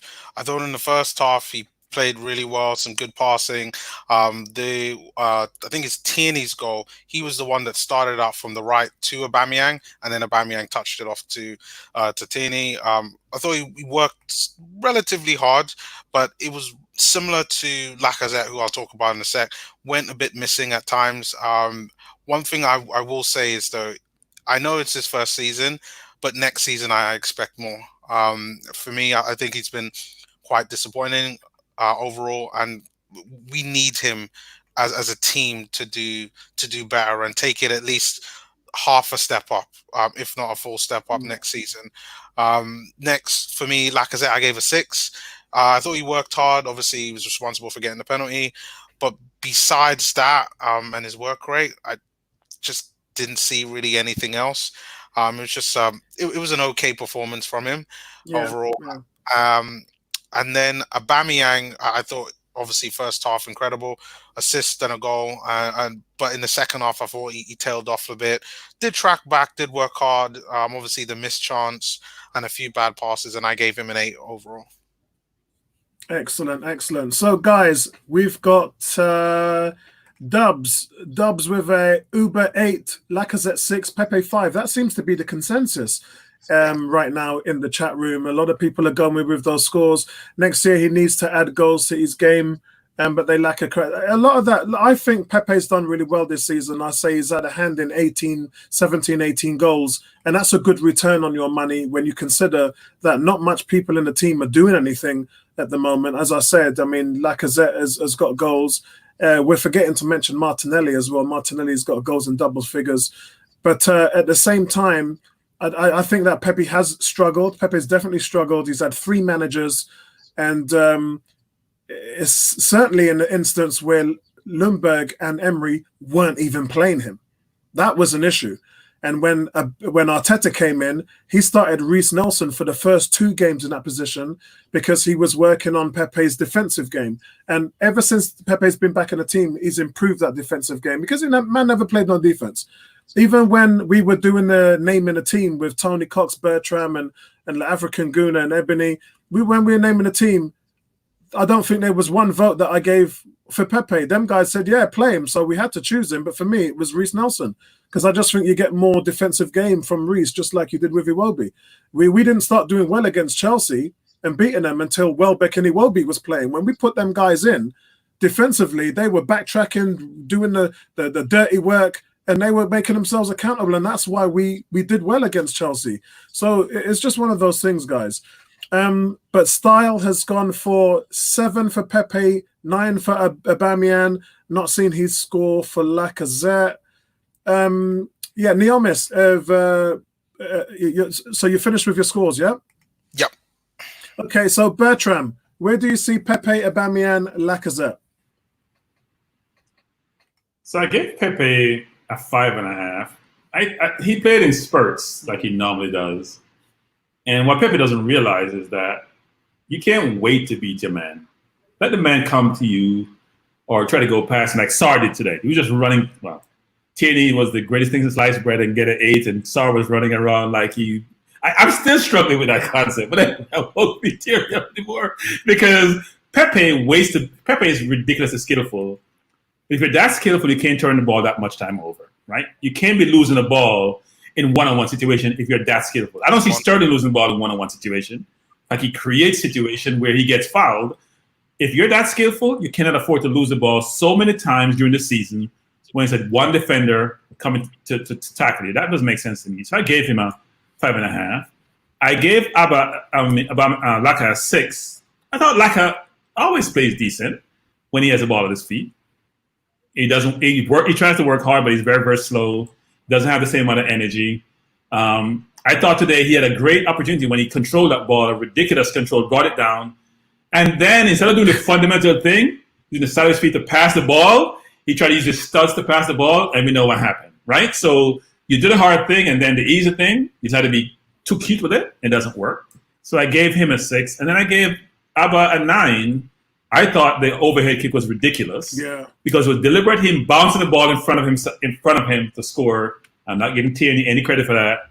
And I thought, and he was confident on the penalty. He was the only person with incentive to play today because he won the Golden Boot, and he played like it. Because he plays when he feels like it a lot of times. So he's working really hard defensively. He was trying to bring people into the game. My one fault with him was the goal that you said he should have scooped. I disagree.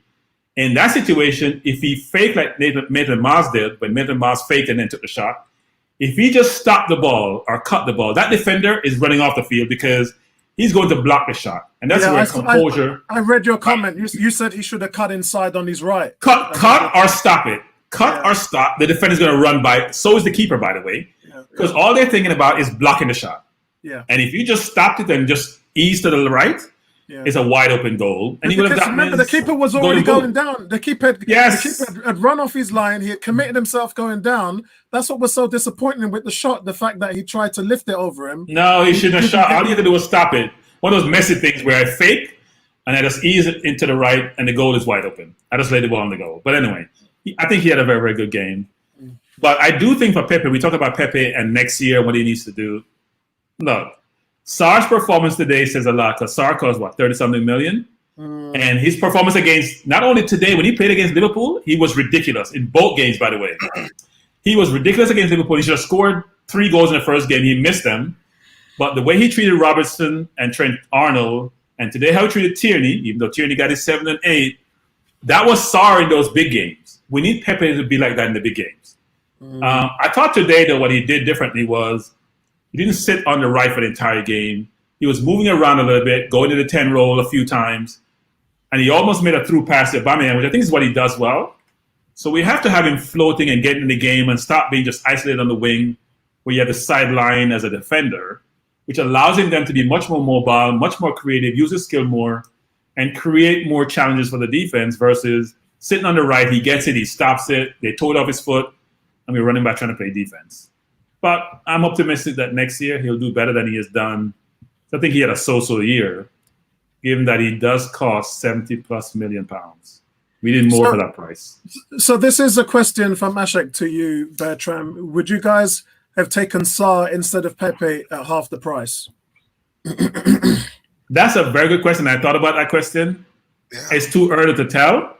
It sounds like I'm not answering the question, but Sarr doesn't score enough for me, or doesn't look like he's going to score enough.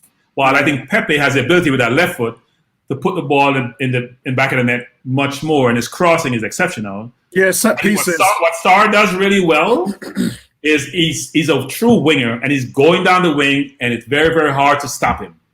He's going on the outside. He doesn't cut in a ton. And no matter what you do, it's like Tierney, actually, which is something Tierney has to work on. Tierney is one-dimensional when he's going down the wing. And if you play against Premier League players who are the best professionals in the world, you can't just get the ball, and the first thing you think about, I got to go wide and go fast. You got to set him up. Step over with your right foot and go left, or step with your left and go right. You can't just go in the... That's why he goes out of bounds so much, and why defenders are playing him so easily. Even though he has speed, is because he's not setting them up. He's not faking left, going right, or faking right, going left. He's just going down the wing, just like, you know what? I'm going to let you go down the wing, and I know how to play you. I don't have to think about it.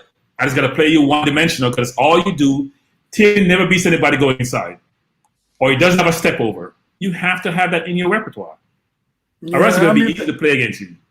I mean, there was a situation where I saw Pepe knock the ball to the side and outrun the defender. And I was like, that's what I'm talking about. That's what you're supposed to be doing. I mean, I'm hearing 18 saying Pepe can't go past a player like Walcott. It wasn't just that he can't go past a player. Walcott wasn't the best player to go past players.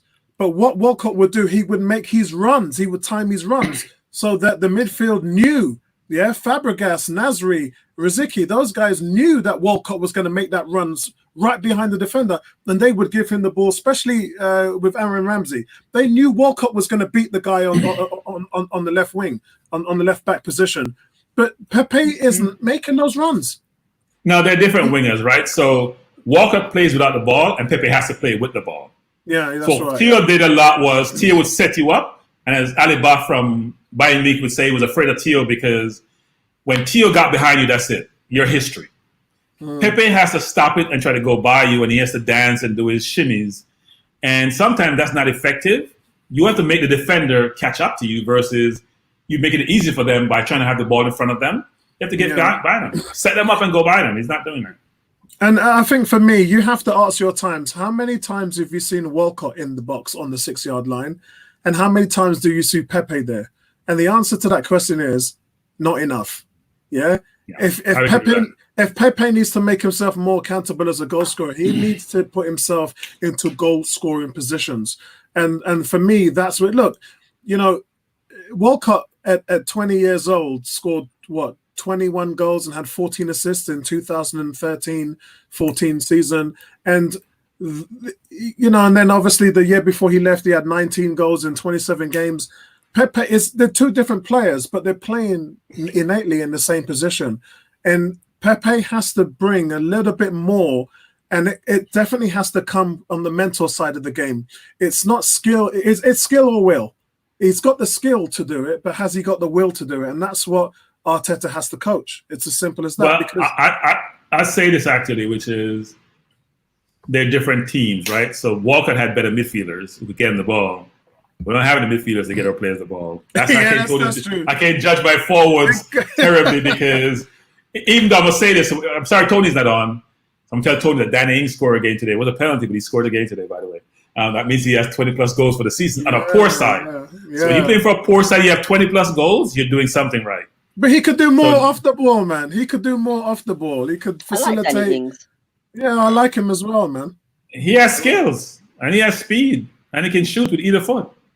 So guys, that's it for today. But what I want to do is find out, that's the end of our season done. On Wednesday night, we're going to come back and we're going to look at the FA Cup final game. And Sunday, we're going to be here talking about the grades and everything and what we thought of it. In fact, if I'm not going to join Goon Squad, I'm probably going to stream at the FA Cup final live. I'll do a live stream of that so that we can talk about the game and do our commentary as normal. Now I'm not in horrible Cornwall anymore in terms of the Wi-Fi. Everything was perfect about that place except for the Wi-Fi. Oh my God, the Wi-Fi in that hole, that was terrible. But outside of that, guys, I just want to get a quick feedback from all of you on the panel and everyone in the chat room. I've already put myself on a limb to say that I think Arteta can get this team 4th place next season. So I want to go around to everybody to find out, where do you think Arsenal can finish next season? I know it all depends a lot on what they do in the summer, but believe me, Arteta is fighting tooth and nail to get the front office to commit. Plus, it looks like we will have a substantial amount of our transfer budget back because of the bonds and everything that was released by Stan Kroenke to deal with the debt. So, Neomis and the guys in the chat, where do you think Arsenal are going to finish next season under Arteta? I'm probably gonna have to go. I want to say top 4, but I just can't because I already know what's there. I know what's coming with the current top 4 now. I know they're gonna improve. So for me, I'm gonna have to say 5th. I think we'll be close. I do think we'll be close, but depending on who we get in, we need almost everything to go right, and we need the team to gel better. But I'm going to say 5th, but we'll be close to 4th. Believe me, Neomis, Arteta knows who's been functioning and listening to his philosophies and doing what they're supposed to be doing, and having wanting to do it, wanting to have the ability to self-improve and self-game manage. Because what I liked with his team, with Arteta's team, is everybody has an idea of where they're supposed to be. I mean, I'm watching Aubameyang today, and he knew exactly how to play the offside trap. I was watching Aubameyang rush up, watch the line, turn around, move his head, get in line with David Luiz and Rob Holden. And as a striker, that is a good place to be. Now, most of our strikers have never known how to hold a back line. So he knows from a... Sorry, go on. No. Continue. If he knows from a coaching standpoint where he's supposed to be, what part of the pitch he's supposed to be in, and how he's supposed to facilitate that shape, the core tightness that Arteta's looking for.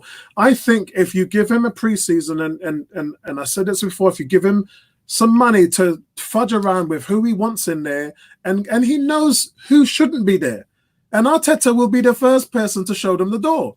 He'll be like, listen, you do your thing, but it doesn't fall in line with what I want, so you need to find another team. You're gonna tell them straight.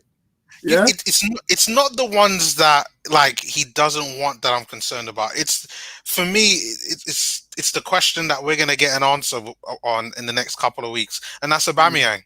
Is he staying or is he going? Like, what does that look like? Because I mean, I know we've all talked about it all season. Like, he's staying. Until it's on Arsenal.com, I can't just. Yeah, look, he's under contract already. Yeah, he signed a contract to play here for the 2020-2021 season. So it's not a matter of. No. Yes. Yeah, I do. But you know why? Because he's worth nothing now. He's worth nothing now. The market right now is fragmented. Teams ain't got no money. So who's gonna pay all these million? He's not worth nothing. If you selling a player is going to only generate 20-30 million for one of the best strikers in the world, it's not worth you doing. You might as well keep him and let him play for you next year and give him your 20-30 goals. It's you lose nothing, if you keep him. But if you sell him, you've lost everything because you can't. Who are you going to buy that's going to give you them goals? There is no replacement for him. There's what he gives us is the equivalent of about two players at least. Yeah, I mean, I'm not saying that there aren't players out there. We know that there's players who can play better off the ball, who can assist better and hold up the ball better. But at the end of the day, I mean, seriously, if we sold him, I would just put Martinelli in there. I wouldn't even think twice. I said, look, you've got a player on the left who's playing on the left, which is Martinelli's sweet spot. Fling Martinelli in there. That's personally what I do. But the question would be would Martinelli be able to give you the same output? I think he would. But at the end of the day, if Aubameyang is under contract already, then if you're Arsenal, you don't need to do nothing. The agent can run along and go and do whatever he likes and talk to whatever team he likes. It's up to Arsenal whether they pull the trigger on. And believe me, if someone offers some stupid money, then yeah, I guess you do it. But in this climate right now, I don't see anybody offering anything anywhere near 40, 50, 60 million. That's just my opinion. But where do you see them finishing, Neomis? Honestly, I still think fifth. That's my position there. I think with everything that's around us, with everything that could go wrong, everything that could go right, there are too many holes in this Arsenal side, especially when factoring in if we do win the FA Cup playing in Europe. I think we need a far bigger squad. I think there's a serious lack of quality in the squad already in various different positions, particularly in midfield. And I think it's going to be difficult for us to play on different competitions at full strength. And I think if we didn't get into Europe, where we just had to focus on the Premier League and the odd FA Cup, League Cup games, then I think it would be possible for us to finish in the top four. But as of right now, I'm going to go with fifth. So we've got David who's saying third place. 18 is saying fourth. Third is wow. I mean, look, I don't think there's anything wrong with this quote that David is saying. And the reason why I say that is because current 2020 form this year shows that we are in the top three. Yeah, it shows that. So it's not like we don't have any proof. We have the proof. Through half a season, through Arteta's tenure, he has shown that he is a top four manager. There's no doubt about that. We can't question that. The problem is the intangibles in Chelsea and Man United. That's where the problem is. Are we going to be better than those teams? That's going to be the real issue for me. We done beat United 2-0. And Chelsea, we all know what the Chelsea situation has brought itself. And we've been up and down with Chelsea, and that's the truth. But Chelsea are a solid team. Funny, both teams, United, Chelsea, and Arsenal, they're all in a situation with their new managers. So that will be cool to see really what happens next summer and how those front offices back new managers. It's a new manager. You can't just throw 200 million at a new manager, can you? You know, it's going to be interesting to see where that lands. Koolke's gone for 4th. Let's see where we go. Ashik saying Chelsea, United, City, Liverpool are better. I don't think that I think that United, City and Liverpool are better. I don't think it's proven that United and Chelsea are better. And the current form for 2020 actually shows that. It shows that we have more points than those teams. So that's why I would question that. But again, if they go out in the summer and they start spending money and whatever, look, money don't really mean that much to me because it's what you do on the field that matters. I just think that Arteta can overcome that. He's overcome a lot of deficiencies, and we have to see where he goes. David saying, what do you think of the Kroenke? I think the Kroenke banner is stupid for 2 reasons. He ain't going to sell the team. It's his team. He owns it. That's like a man knocking on your door trying to buy your house, and you love your house. Yeah? If the man gives you double your house value, then you might think about something. But for now, what we know, the offer, there's 2 offers that came through to him from the Nigerian guy and from Uzumov. And I'll tell you something, those offers were stupid. They were ridiculous. Kroenke had laughed at those offers. The second thing is, Kroenke is putting money into the team. They spent more than any team last summer. They from the AST meetings, they had promised what was going to be the transfer budget, and they have held onto that promise since 2014. So they've done everything they said they were going to do. So in my respect, the problem isn't with the front office. The problem is with what's going on in the team. Sure, the owner can say, let me throw in all this money at the team, but then can he really do that if financial fair play shows you've got to generate the cash before you can sell it? There's a lot of questions in there, but David, my overall question is, yes, Kroenke can be doing more, but is he the reason why this team's not achieving? No, he isn't. The players they're not doing a job. The managers haven't been great. So let's look at that before we start throwing Stan Kroenke. Well, not Stan. It's Josh Kroenke's team. He's the director. Before we start throwing him under the bus. Yeah. Bertram, where are we going to finish next season? So I love to see fans give predictions. It's all about their heart. You're not thinking about practicality. It's all about the heart. And we missed the boat the last 2 years prior to this year of making top 4. In fact, if Emery played the right team against Crystal Palace, would have made top 4 last year. And that's going to bite us long term because it means less money in the coffers to make. But money doesn't always do it because we spent 140 million last year, and apart from Tierney, that money wasn't well spent, frankly. So you could spend a lot of money. The question is, what do you buy?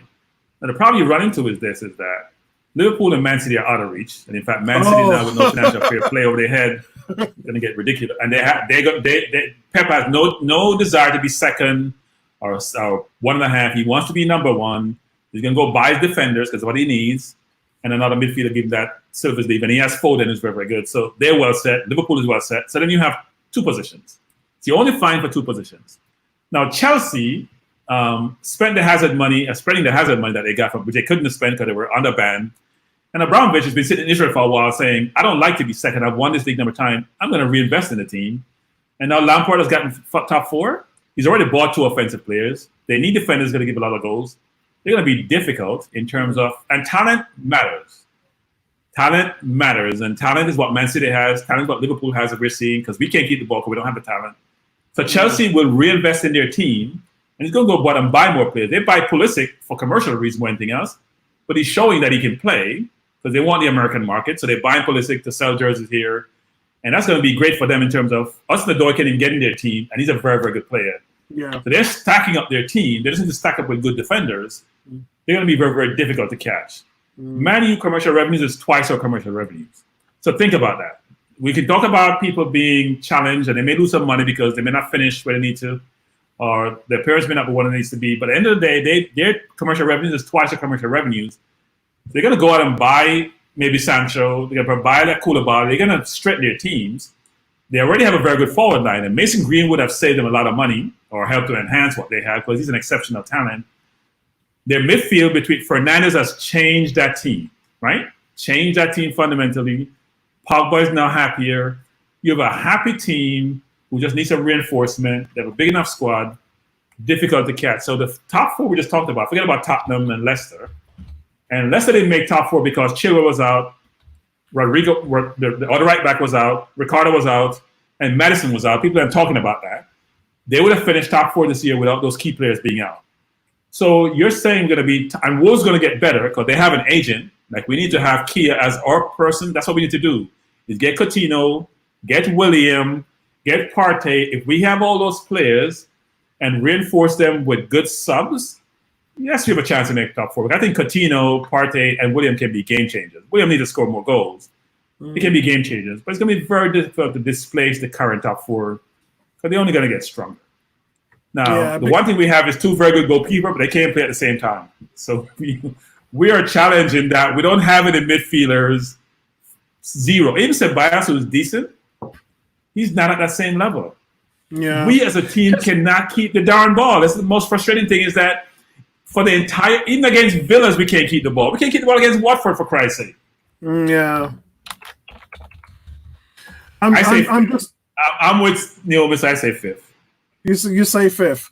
So Yeah. the thing about Danny Ceballos as well is as good as he is playing, and we're talking about his work rate, we're talking about his the distribution, we're talking about all of those different things. He has 2 goals and 2 assists this season. And one was lately. So they had been here the entire year. He's not putting the ball in the net. He's not creating a lot of chances, and he's not scoring goals. And he's supposed to be an offensive player more than defense. His defense has been impressive. So he's supposed to be an offensive player. So let's compare that to Aaron Ramsey over the last 2 seasons is averaging 10 goals and 12 assists. You can't. Yeah, you're right, Neomis. You're right. You can't compare it. And I'll say one thing on Aaron Ramsey though. I wasn't a big Ramsey fan. I'll admit. You know why? Why is that? That's why our middle was like a save, like a strainer. When he runs and lead the middle, it was wide open. At least this season, we're not chasing back. We're not chasing back to go defend. At least our defenders are poor, but our midfielders are behind the ball. Yeah. And Ramsey was playing, and he goes in the box. We have 5 in the box. Our middle was like the ocean. Yeah, he's more of a number 10. I never saw him as a holding midfielder. He was more of a number 10. But Lazy was a 10. Lazy was a 10. So Lazy 10, and he's playing 10. So you have one midfielder with Xhaka, poor Xhaka, and he can't run. Listen, that's why we were going up to Anfield and getting beaten 4-0. Yeah, I remember. I remember the game that we dropped Lacazette on the bench. We just spent 60 million on Lacazette. We go up to Anfield, and this their brother on the bench.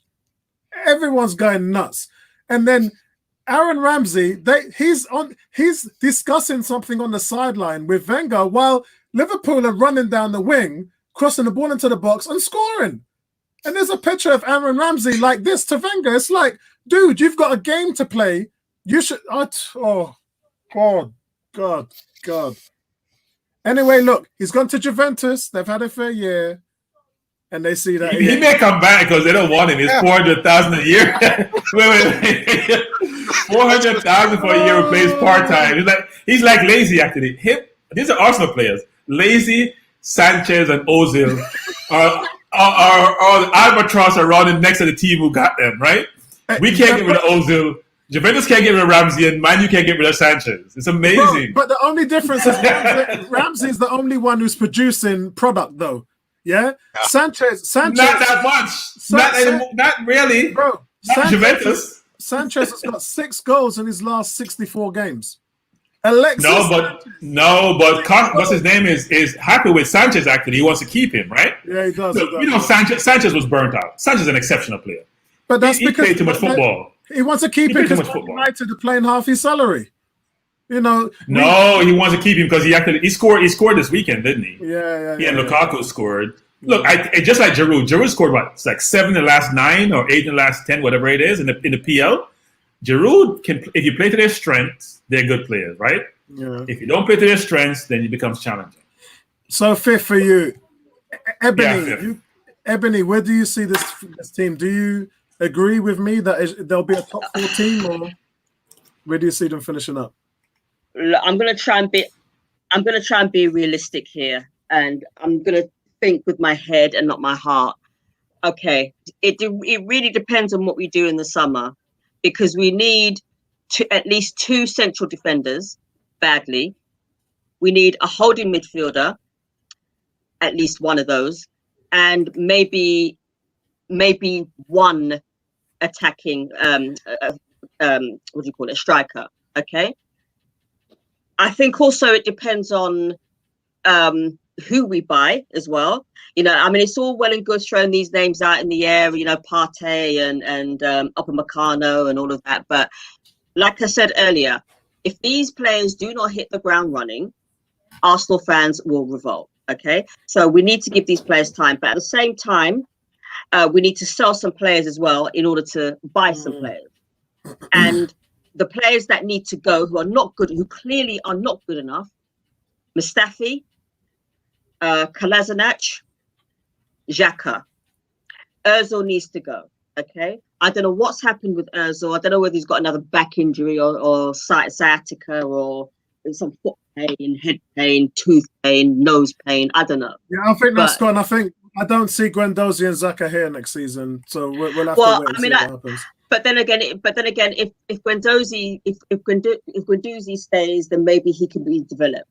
I don't know, but it really depends on who we get and who we sell in order to get those players. Yeah, I think that unless something drastically happens, I think that relationship between Guendouzi and Arteta is beyond repair. From what I'm hearing from agents, anyway, I think that's okay. It's gone. I think it's gone. Okay, all right. Well, I mean, if he does go and he excels at another club, then I will be pissed. But I just think that, if I'm honest, I really do want us to get top 4. I really do, but we'll probably finish outside the top 4, especially if certain players stay, because the mistakes that we have made, particularly in defence, the defence has been absolutely dreadful this season. I don't care what anyone says. Yes, there have been times when the defence has been great, but that's been outdone by the mistakes and the awfulness. And again, we'll have Chambers, we'll have William Saliba, we'll have Pablo Mari. Yeah. A lot of things will change next season. Next season is going to be a different season. Whichever way we look at it, it's going to be a different season. But then again, what I want to see next year is that I want us to have an in-depth squad. I'm sick and tired of having to swap players around, and that's what we've been known for the past few years. I know Arteta hasn't done it that much, but as you say, we've got Saliba coming through. Hopefully he can hit the ground running. If he doesn't, then for me anyway, it will be a case of it's his first season, he needs to be embedded in. Chambers, all right, yeah, okay. Sometimes he's better than Holden. Who else have we got? Martinelli as well. I know he's injured. So we do have a club, yeah. Chambers already has 5 Man of the Match awards this season alone. I mean, Chambers was smoking. He was a versatile player. So how many positions did he play in the team? Chambers is going to come back, hopefully. Yeah. So Chambers is going to come back stronger. I think Chambers is underrated. I think you guys are giving Chambers credit. He played midfield for the entire for Fulham and was their best player, even though they went down. Yeah. So if you can play center midfield and you're center half, at least you can pass the ball. I'm like, Holden, you can't pass the leg. So.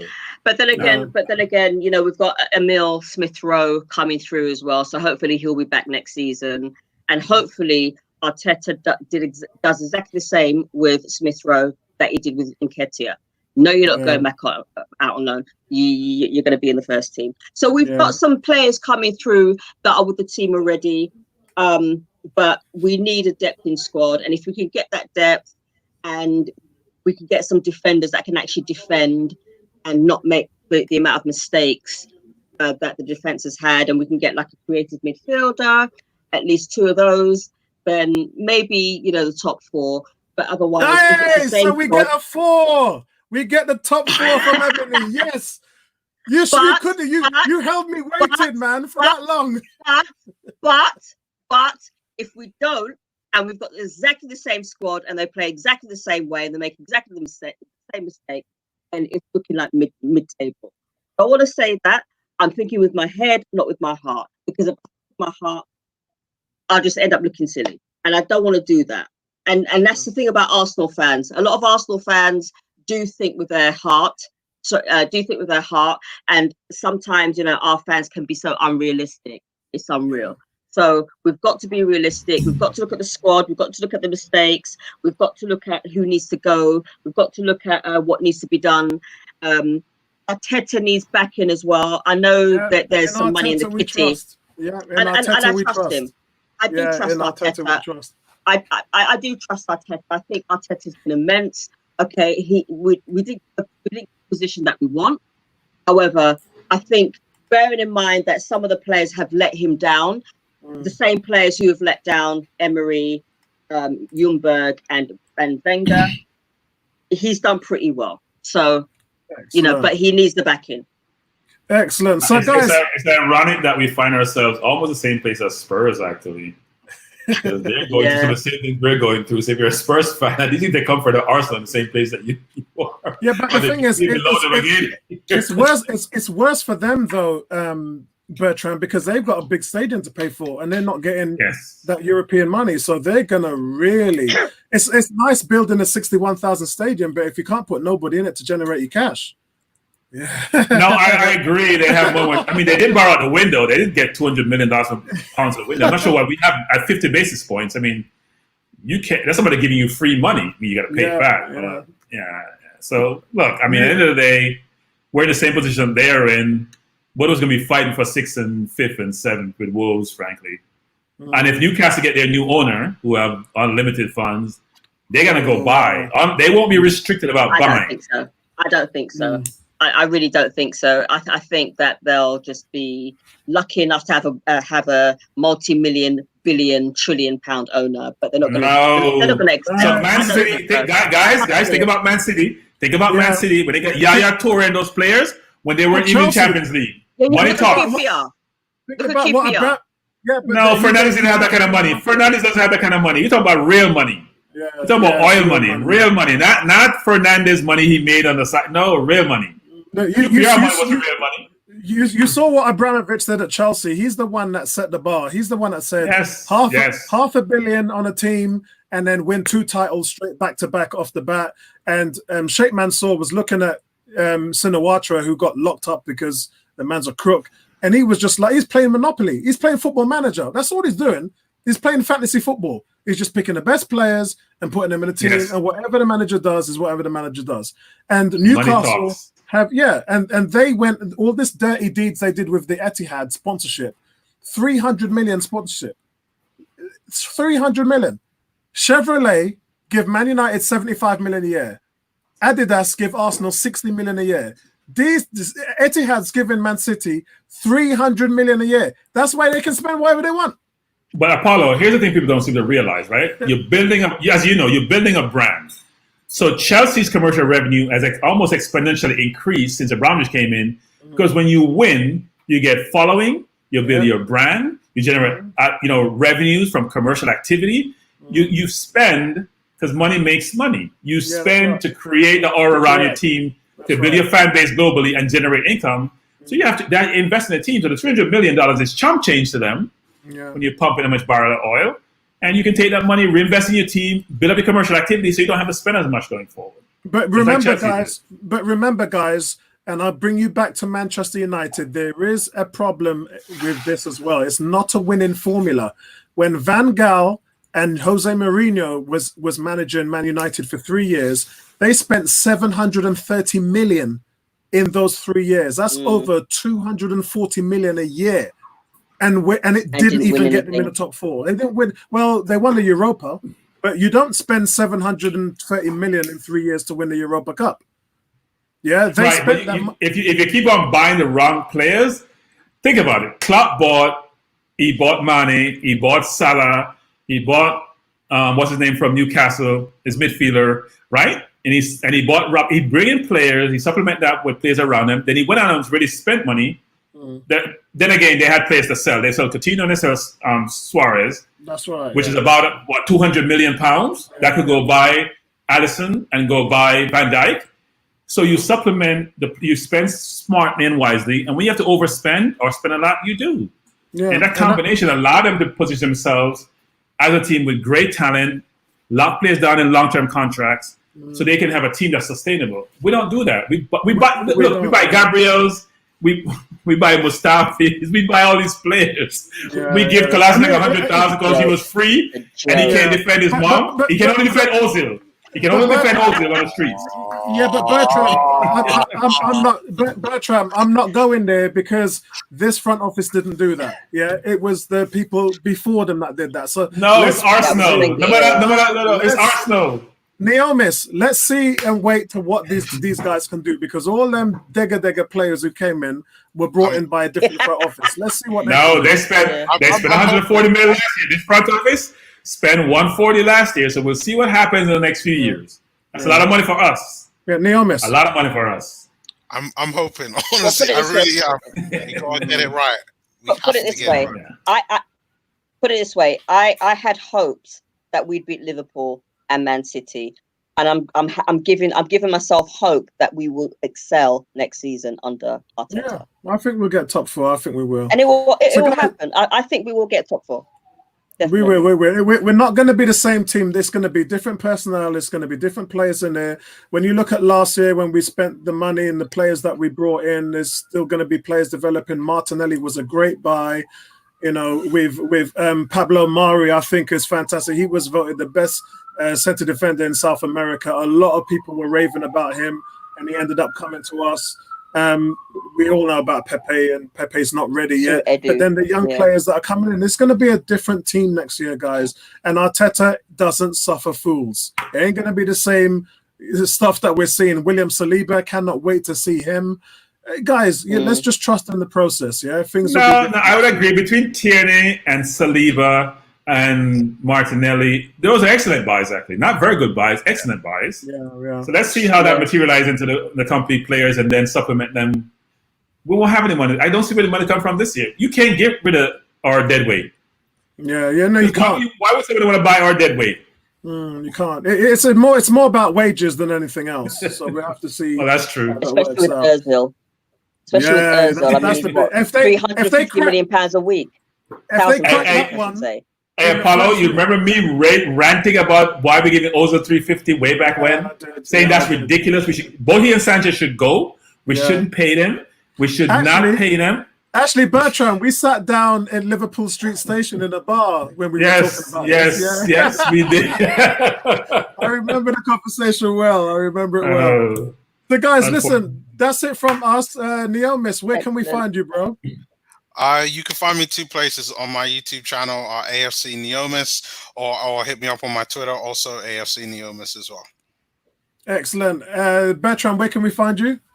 Arsenal 101. Excellent. Ebony, where can we find you, honey? Facebook, Arsenal 101, Twitter, Insta. And your radio show, where can we find you on there? Well, I do 2. One is for Ferrity, and the other one is Galaxy. A Galaxy Afiwi. Excellent. So, guys, that's it from us.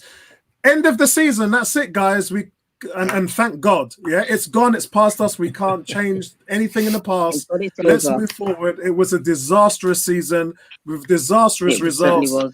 It can only get better from here, because we are going to have a front office that wants to win. Yeah, this isn't no situation where we've got Ivan Gazidis, where we've got Dick Law messing up the negotiations. It's completely different now. So give these guys time.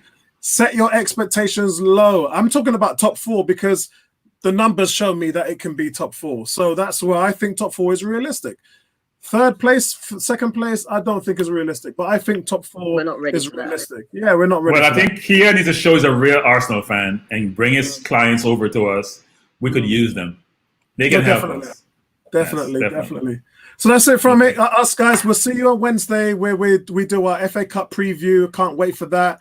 And Danny would be back as well for that. Hopefully we'll get Jay in there as well. Neomis, you're still around on Wednesday, so you can come in and we can talk about the FA Cup final. So guys, that's it from us.